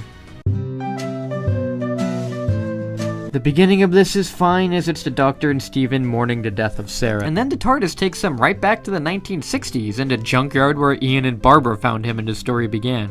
The Doctor is surprised that after so long of trying to get back to the 60s, they do it now, long after Ian and Barbara have been returned. Stephen offers that they go find the two, and once they go off, they meet some Oliver Harper dude who just is there, and they have to fight lame monsters. The 60s setting was cool, but that's it. And then they take Oliver along with them as a new companion. Okay? I don't know, this one was super dull to me in D tier. This one was just so boring. F. Another super dull first part, and this is a snooze up until the last 5 minutes, which elevate this into an actual story to a degree, I guess. So to defeat the Vardens, stop a fixed point in time with the Doctor and Stephen's death, Oliver sacrifices himself so he and the Vardens are scattered through time. Oliver is able to perceive events by hanging on to the TARDIS by will, and is able to say goodbye to the Doctor before his consciousness fades one last time. The Oliver arc, I guess, if you want to call it that, was trash, and they really did a shit job getting me to care about the guy, as he's just dull until he dies. I'm sorry if you're an Oliver stan, I guess, but I hate him, and I don't even want to consider him a companion, but unfortunately he traveled for multiple stories with the Doctor, so I guess he counts. Alright, technically here is where we have the 5 Doctors story. Now, I know probably a lot of you are screaming at me not to look at this one yet because it's not a first Doctor story, it's a 5th Doctor story. However, for you guys, I'm just going to cover them from the main Doctor's perspective that I'm looking at. So I'm going to be trying to look at the 5 Doctors with the 1st Doctor right now, and then once we get to the 2nd Doctor's era, I'll talk about how well they represented the 2nd Doctor, and stuff like that, just so we can get, like, basically every 1st Doctor appearance in here at least. Right away, this is the first and only appearance of Richard Hurndall as the 1st Doctor, and it's the first Doctor recast in the show. So, the 1st Doctor is just taking a jolly old stroll when he gets eaten by a floating triangle PNG that sends him into the death zone on his home planet of Gallifrey. There he encounters Susan once again, and unfortunately she does absolutely nothing.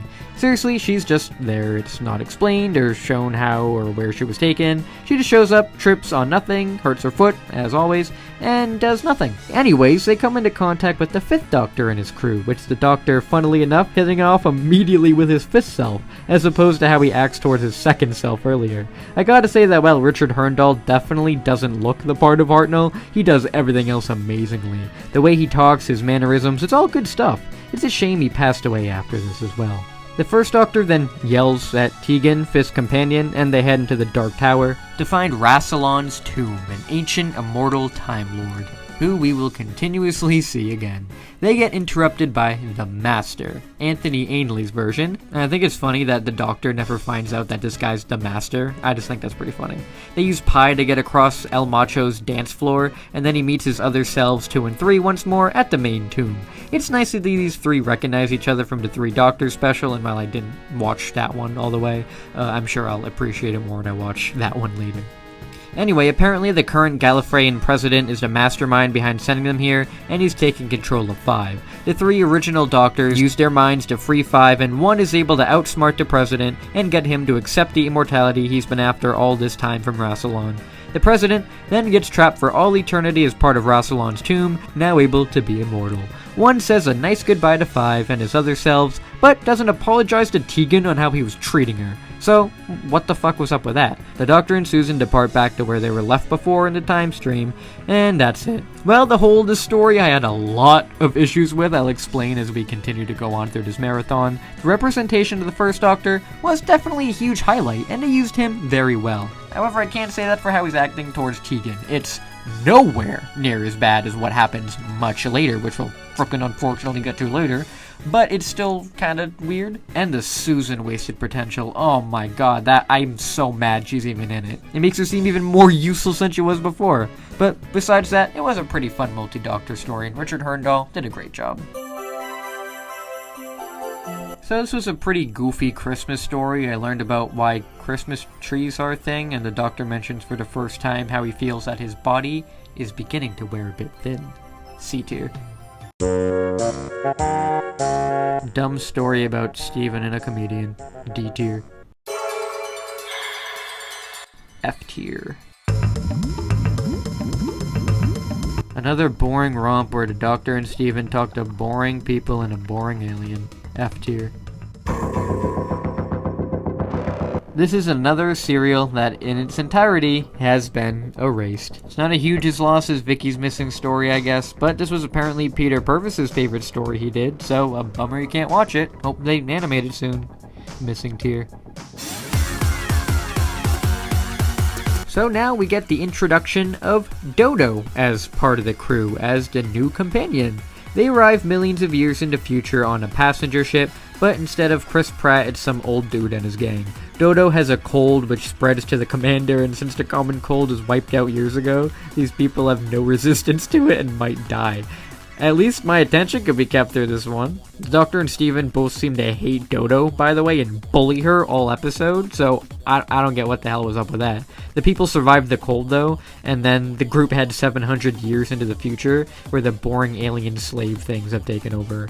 And it's a lame end since the monoids land on the planet, and Steven teams up with the remaining human slaves to beat them, while the Doctor just vibes and only talks at the end. So I don't know. Super freaking lame. I'd give this one a D tier. Now we get to a big story in the First Doctor's era, the Celestial Toymaker. So, the Celestial Toymaker story is especially a big one now after the Toymakers return in the 60th anniversary specials. Unfortunately, the Toymakers' first appearance in the story is a missing one, and the only episode to survive is the 4th part.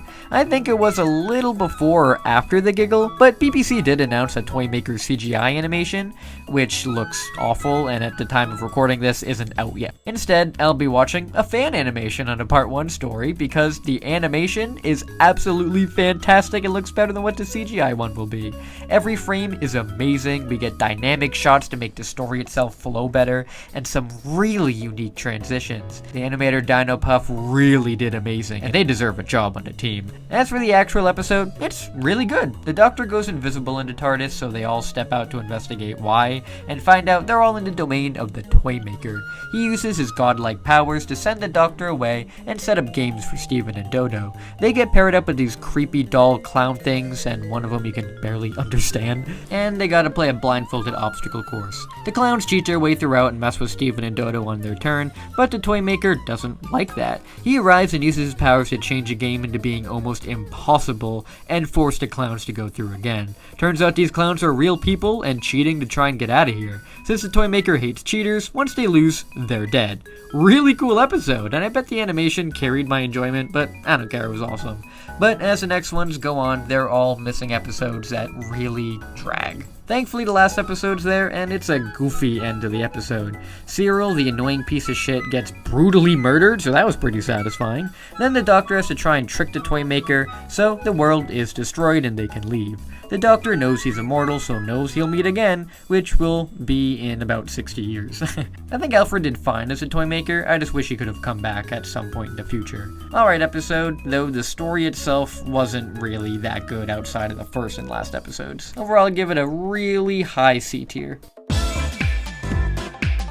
The Doctor died last episode because a little candy hurt his little toothy. They land in cowboy times with a chick singing all episode, and the Doctor goes to a scummy dentist to get the tooth pulled. Some dude shows up and confuses the Doctor for the dentist, and the dentist is cool with that as the dude wants to kill him. He slaps the Doctor around and sends him out in his place with Steven singing pretty good, so way to go Steven, I guess. And let me just get this out of the way, I hate Westerns. I am very much not a Western guy. I think they're very boring, and I know it's just a me thing and very unpopular. The only reason I liked the first episode of this is just because it was funny, but the rest of this episode, I couldn't stand the singing, and the transitions kept pissing me off. I don't know. I couldn't stand all of it. So I'm gonna give this one a very low D tier, but I understand if you like it. There was like this shape-shifting alien who became Napoleon. F tier. They go to the 1966 World Cup where we find out Steven hates football. Okay. The trophy gets stolen by like the same alien as last time. D tier. Thankfully, was a lot better than the previous Rocketman story. This time, the Doctor, Steven, and Dodo land on a ship on February 10th, Steven's birthday, which just so happens to be Peter Purvis's actual birthday, so that's nice. Apparently, they've landed in Steven's past, and it's past Steven's 21st birthday, where he was attacked and nearly killed by the Rocketmen. Dodo is kidnapped by the Rocketmen, so Steven goes to get her back and indirectly becomes the reason past him survived his Rocketmen encounter. It's a nice Steven story, and at the end he even begins to wonder if his time traveling with the Doctor should be over, which is a good bit of development. While it's a nice story, there really don't need to be two parts for this as it kinda kills the pacing, but I really enjoyed it. I'd give it a B tier. There are these dope abominable snowmen in the first part, I guess. I don't know if these are the same ones as in the second Doctor's era, but I don't know. They're kind of just nothing. F tier. Steven's last Big Finish story, and it's a sad one since it's boring. It's really just a bunch of nothing while Steven is explaining a story to his daughter, and that stupid weird AI Doctor thing is back. Sad way to leave Steven in Big Finish. His first Doctor is absolutely wonderful, and Peter Purvis has nailed it in audio. But I'm gonna have to give the story a D tier. Now we get Steven's final story, which, again, is missing! All 4 parts too, so that's great. Steven was a great companion and shook up the Doctor getting carried by Ian Dynamic a bit, with him being way more reluctant to get into conflicts than Ian. In the main show, I wish there were more episodes with him, as all of his season 3 episodes are pretty much missing, which is sad, and he was a fun companion, and while he didn't impact me as much as the others, he'll still be the one I'll always enjoy. I hope Peter Purvis definitely gets more Big Finish work, because he does a great job there. For this story though, sorry, missing tier. First story where it's just the Doctor and Dodo, and first story with Stephen Noonan filling in as the first Doctor, who currently I guess is the first Doctor. David Bradley returning? for an Unbound range, which may not be an Unbound range of continuing the first Doctor stories. I don't know, I just hope those are good and not like the other ones. Ugh. For Stephen Noonan, he does a pretty good job here, though the story itself is pretty bad. It's pretty much just a meddling monk again, with the monk himself and the Doctor's interaction keeping this from an F, but it was legit kind of like a ripoff, so I didn't like it. I give it a C tier. The Doctor and Dodo get fucked up in the mind by the miniaturist, and they shrink the TARDIS, I guess? He's kind of a Toymaker-esque god, but it's a lot more dull. D tier. This one really had me at first. The Doctor and Dodo land in 2020, where they see post-pandemic world, which is kinda goofy. The Doctor tries to show her some stuff about phones and stuff, and he even calls her Susan by mistake, which I thought was pretty sad. Then it just delves into nothing towards the end. The demon song being a siren is neat, but it again dissolves into some sort of godlike creature that's misunderstood and leaves. Which, I don't know, this season still was so many random misunderstood all-powerful gods for some reason. I don't know why. I guess I'm just kinda getting burnt out on the concept by now. Stephen Noonan definitely does a better job here too. He stutters and messes up his lines just like Hartnell, so he's doing great. Just wish the stuff he's in was better. C tier.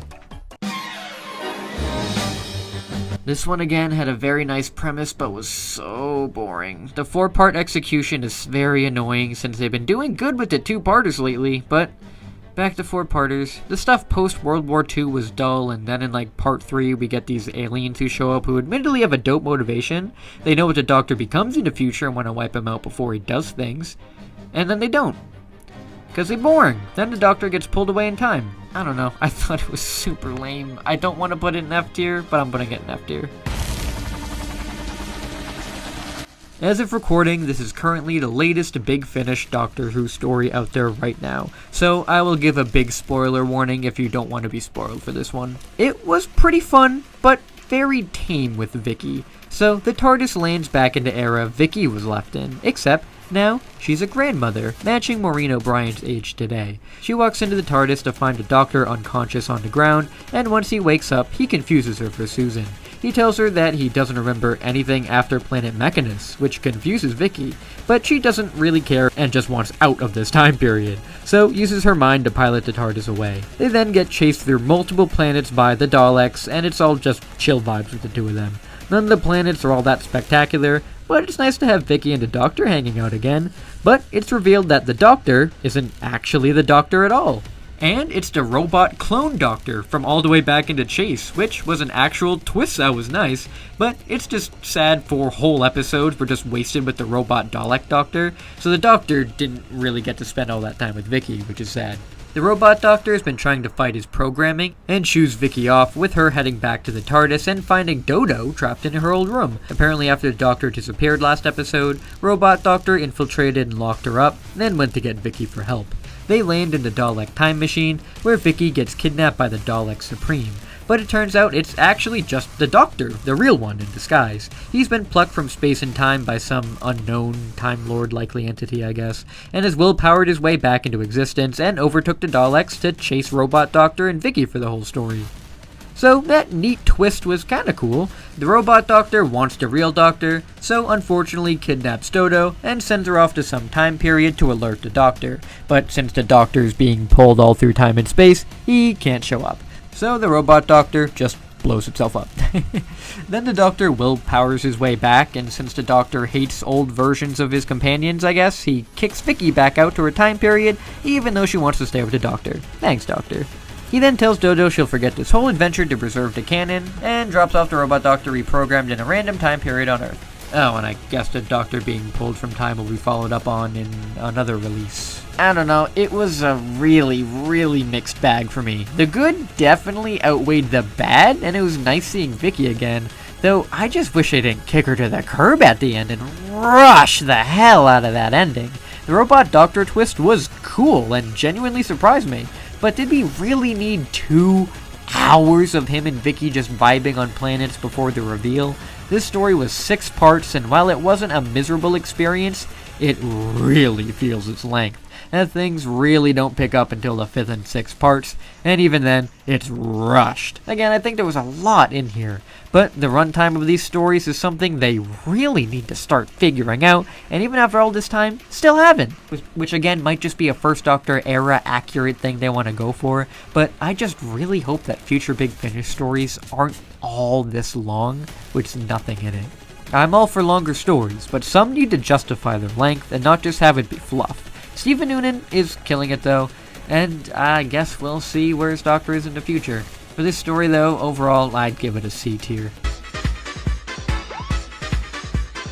Back with an actual episode, and it's really sick. The Doctor and Dodo return to modern day 1966 and meet Professor Brett, who has created Wotan, a machine smarter than all of humanity. It even knows what TARDIS stands for. The Doctor wonders how AI could be rising so soon, as Dodo goes out clubbing with the Professor's assistant, Polly. At the club, they meet Ben, who saves Polly from a creep, and he immediately goes from depressed to happy, so that's cool, I guess. Then Wotan activates and takes over the Professor's mind, and he leads others to be overtaken as well, including Dodo. The story slows down a lot in episode 2, with it just being a bunch of fluff until the Wotan tries to overtake the Doctor through the phone. The Doctor is able to resist though, and since Dodo thought he got possessed, she goes to run away, but the Doctor hypnotizes her to forget all of Wotan's programming, and then leaves her.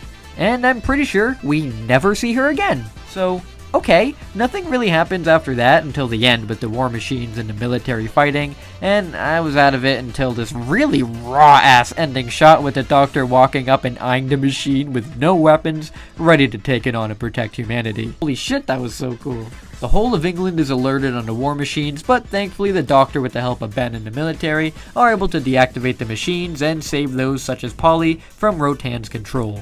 With everything back to normal, the Doctor goes to leave, but Polly tells him Dodo sends her love, but has decided to stay here in London. Now Dodo's exit really bums me out. So the real reason we don't get a Dodo goodbye is because Jackie Lane's contract expired, so she legit just got written out. I don't know, it's just a bummer to have a character who we pretty much just met be kicked off so soon with no building off of, with no reason whatsoever.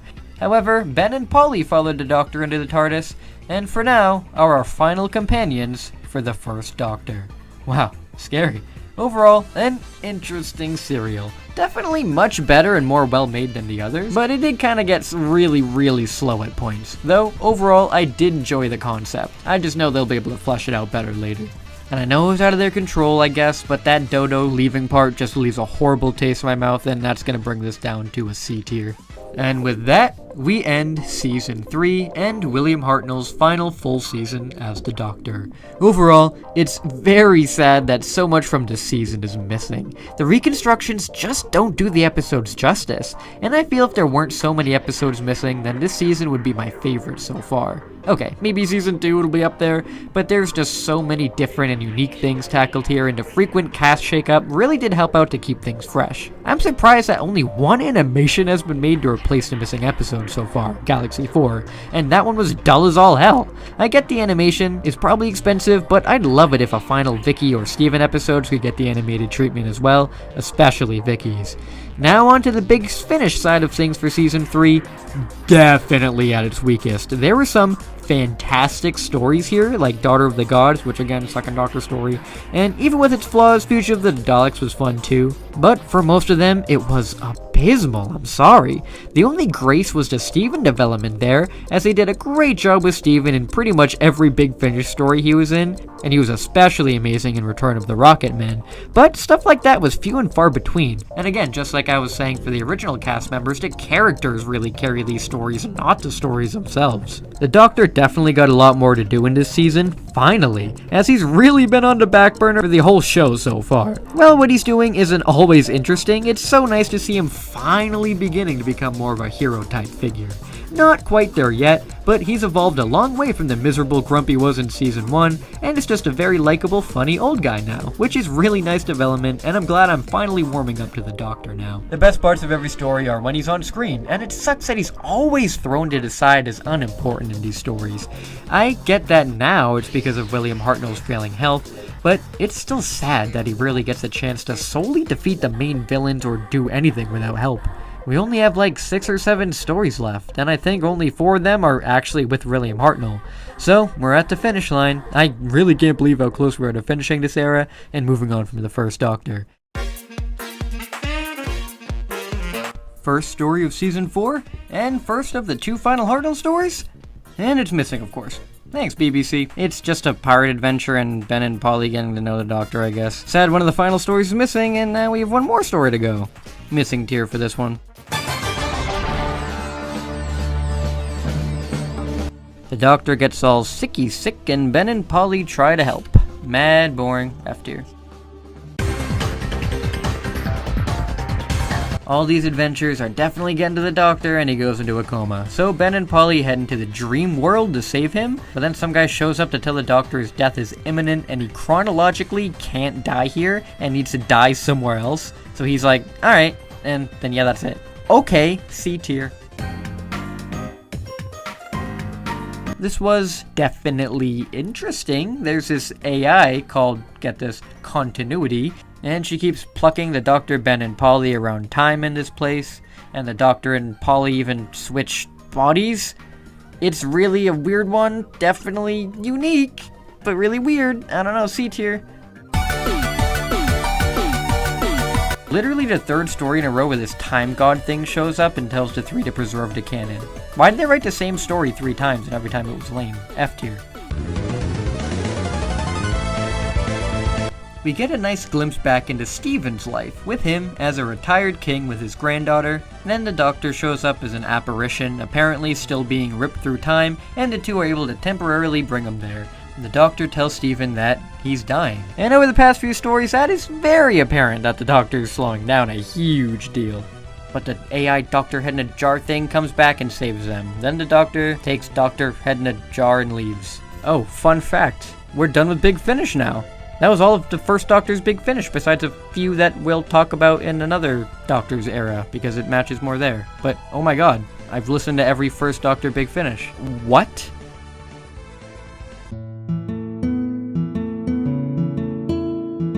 Alright, before we move on though, I felt I was obligated to talk about this in a way. So when the BBC iPlayer got Doctor Who's whole catalog, they also added new content for the Whoniverse category that just got made, and Tales of the TARDIS was created, where classic Doctors and classic companions meet up for a look back on old stories told through a modern lens. This one is where an old Vicky and Stephen make their way into the TARDIS and finally get to see each other again after all these years. They haven't been on screen together since 1965, but they of course still act the same together, which is super wholesome. Their whole bit is just so wholesome together, and we get Stephen making fun of the 6th Doctor, which is pretty funny. They reminisce about the meddling monk, and then wish really hard for the Doctor to appear. They close their eyes, and when they open them, Vicky looks out, smiling, and we hear the first Doctor's iconic chuckle. Very sweet little bit here with these 2. I don't know if it's canon or not, or if any of these are canon, or how it would happen, but I just think it's a nice little quick farewell to the 2 of these guys.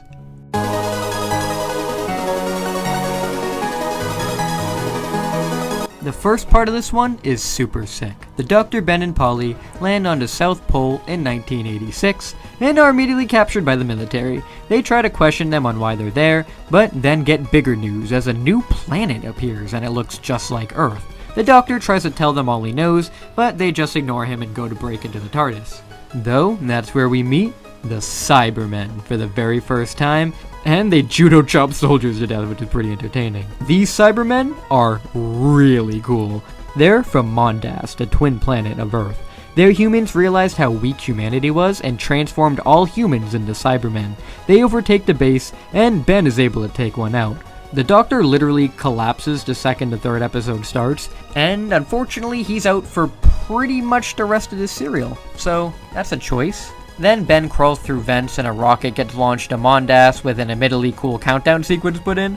Though it sucks this is technically the last William Hartnell appearance because the next episode is animated. Then, in the final episode, which is animated, so that's nice, the Doctor returns from his nap and is able to talk off to Cybermen until him and Polly get captured and put in a cage for the rest of the episode. Okay, glad the Doctor got 2 seconds to shine in his last episode. Very cool. Ben and the rest of the soldiers were able to slowly blow up Mondas, and all of the Cybermen die. kinda anticlimactic, but whatever. Ben frees Polly and the Doctor, but the Doctor is out of it. He says that it's not all over yet, and he must get back to the TARDIS. And this is where, unfortunately, we have to take a little detour.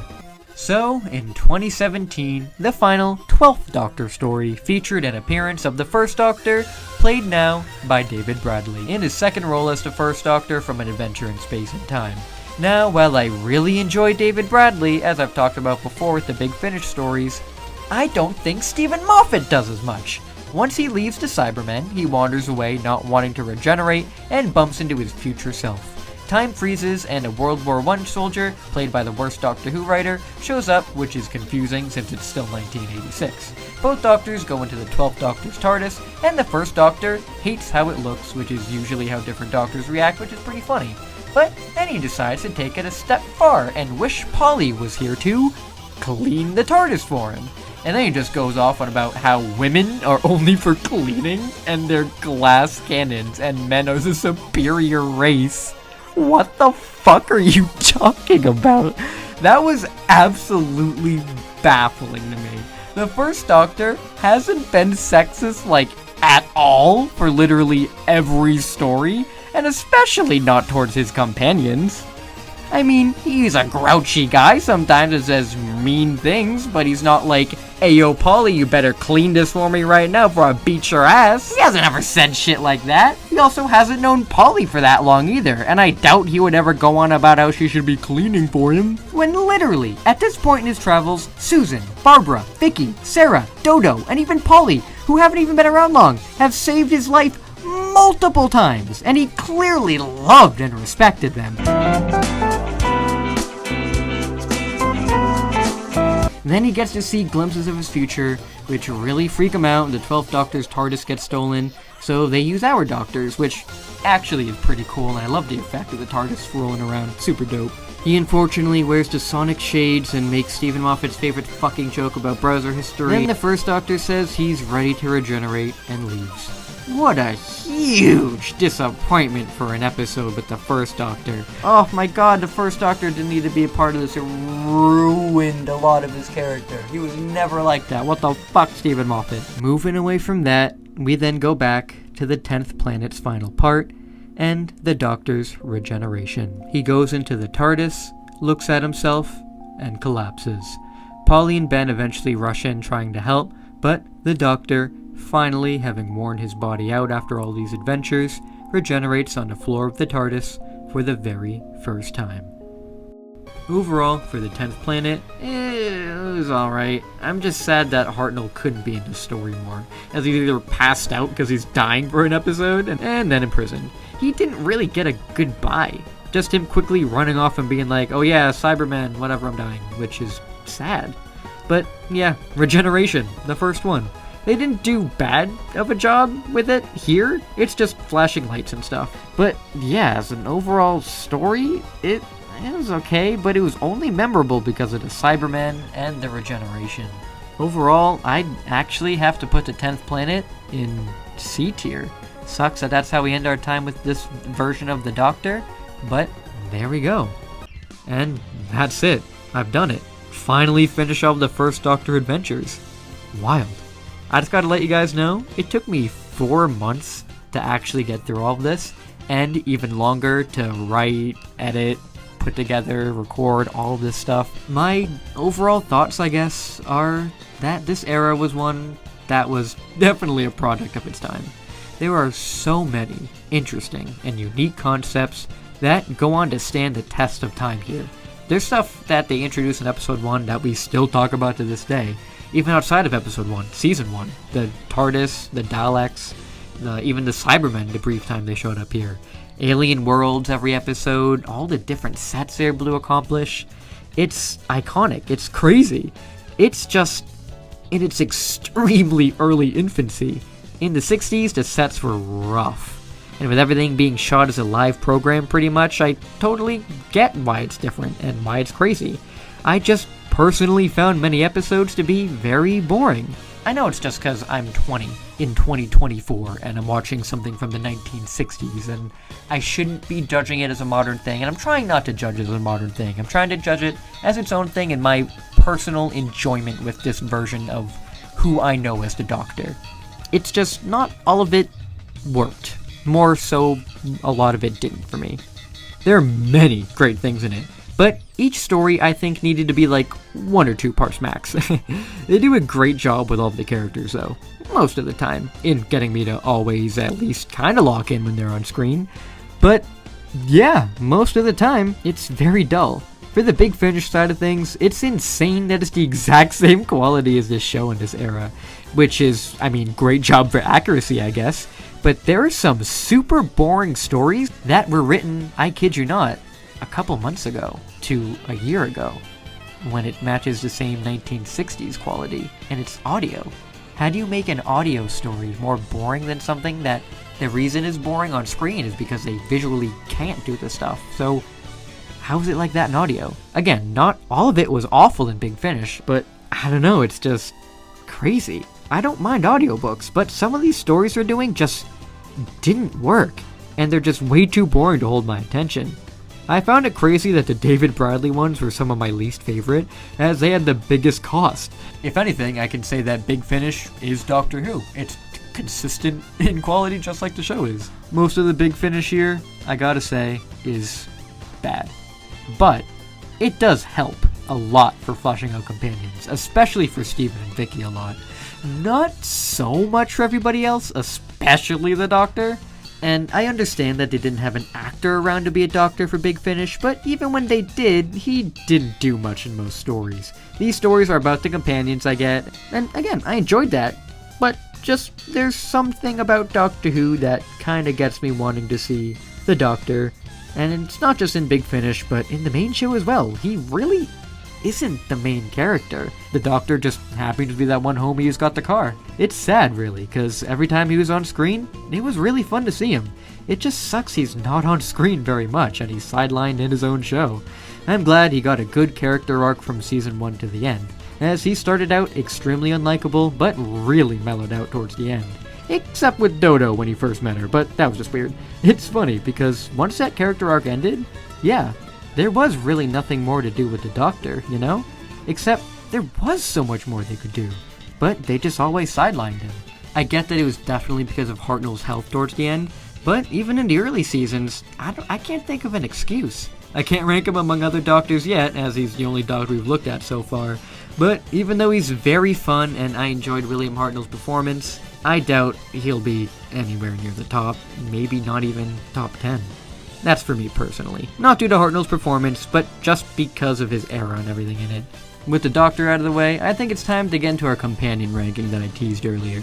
So, coming in dead last, I'm gonna have to put Oliver. I don't even want to put Oliver as a companion. I technically have to count him, but if you don't, I completely get it. The only thing about him that was kinda cool was his sacrifice, and then being able to see the Doctor before he regenerated, I guess, but he didn't do anything, and it was in very boring Big Finish episodes, and that was it. Next up, I'm gonna lump together Ben and Polly. As for this Doctor, they don't get a lot to do with him, and what they do get up to isn't that interesting besides the Cybermen, but at that point, they don't really get to interact with the Doctor. Their full potential isn't here, but with the second Doctor, so it doesn't really feel fair to rank them among other companions in this era, but they still did travel with them, so I'm gonna put him here. Next up is Dodo. I gotta be honest, I have to put her all the way down here. Sure, she got way more stories into 2 who died, but she really didn't do much other than get in the way, sadly. Even right now in Big Finish, she doesn't do anything, and is just there to take the female companion spot. She's basically what I was worried Vicky would be after Susan left. Her exit especially drops her down too. I'm not gonna go into all that again, but it was just awful how she got no closure and is just gone. Next, I'm putting Sarah, because at least she did stuff. And while she wasn't only one story, she was in multiple episodes and stopping many Daleks, even in the shitty Big Finish she was in. Plus, it sucks that she went through all that trouble of trying to stop the Daleks and still died to them in the end. It was sad. Next up is the definition of sad, Katarina, as most of her episodes are missing, and she has one surviving one where she's barely in. The only reason she's number 6 is due to the Daughter of the God story really managing to flesh her out and make her such a sad and tragic character who never got to see her potential. Mirrored in real life, I guess, as even her episodes, even her death episodes, gone. Nobody really considers her a companion, but to me, I will. This one's definitely gonna be controversial, but I'm gonna put Susan next. She was really hard to place. The very first companion, and the Doctor's granddaughter for Christ's sake. She should be number 1, but sadly isn't. They do great in building her up as mysterious in the first episode, and in the pre-pilot Big Finish story, she's very competent and entertaining. But literally after that, and in every story after the pilot, she just gets left out to the dust and just lets out ear-piercing screams running around all the time. So much to the point where Carol Ann Ford herself was like, yeah, I'm done with this, and left the show. In the Big Finish story, she narrates very well, but in both her Season 1 and Season 2 appearances of her and in Big Finish, she doesn't do much at all outside of the future Susan story. It's tough. She doesn't even do anything in the 5 Doctors story. I'm hoping that once we get to the 8th Doctor stuff, she does something, but I doubt it there because I don't think anyone even knows what to do with Susan anymore. She's a character with very wasted potential, and I wish she would someday have a resurgence where she can be important again, but I doubt it. Next up is surprisingly going to be Steven. He was also another very difficult one to place. Judging him purely on the main show, he does a great job, and I think the Gunslingers was one of my favorites out of him, even though I don't like westerns, but he's just there for the most part looking out for the Doctor, which is a lot more entertaining and helpful than the other companions lower on the list, but he never jumps headfirst into battle like Ian did. He did occasionally, but mostly with his head. Big Finish he is expanded upon even further, and he is amazing as the Doctor there, and it's just so nice to listen to. I guess Big Finish has huge props to bring him up here for me, but I really enjoyed Steven. Now we're at the top 3, and number 3, Barbara. Barbara actually took a while to grow on me, but she's an excellent companion. She was a history whiz, so always was helpful to the group whenever they went to ancient Earth time, and she really helped to knock their Doctor down a peg and get him to start respecting Earthlings. Her and the Doctor grew a very special bond, and if not for her, the Doctor might not be who he is today. So we have to thank Barbara a lot for how the Doctor treats humanity. I really wish I could rank her higher, but she does get shelved into some prison cell stories every single episode she's in for the most part, so it's really sad. But she's amazing, and her standout story especially is the Aztecs. Barbara's such a great companion. Coming in at number 2, which was really hard, is Vicky. I did not expect to love Vicky as much as I did. I was very nervous on if she was going to be another Susan, which unfortunately was what Dodo turned out to be, but Vicky is very much her own character. She's witty, doesn't take shit from anybody, is very respectful, and helps the Doctor a lot of times. She does an amazing job in both the show and in Big Finish, and I hope she continues to do great because she kills it. The Doctor instantly takes her in and loves her too, treating her the nicest out of legit anybody in this entire era, more so than even his own granddaughter, which is hilarious. I don't know, I think that's why Vicky's so dope. I just wish her missing episodes would be found. Coming in at number 1 though, easily has got to be Ian, because he's the main character for the first season of the show, and really basically shaped the entire companion landscape, I think. He's really the one who made all the plans and got the group out of pretty much every dangerous situation they got themselves into. He helped soften the Doctor the humans, not as much as Barbara, but enough, and let's be honest, kept everybody alive. I'm glad that him and Barbara got their happy ending and returned to their own time as well, since it's better than pretty much every other companion got in the end here.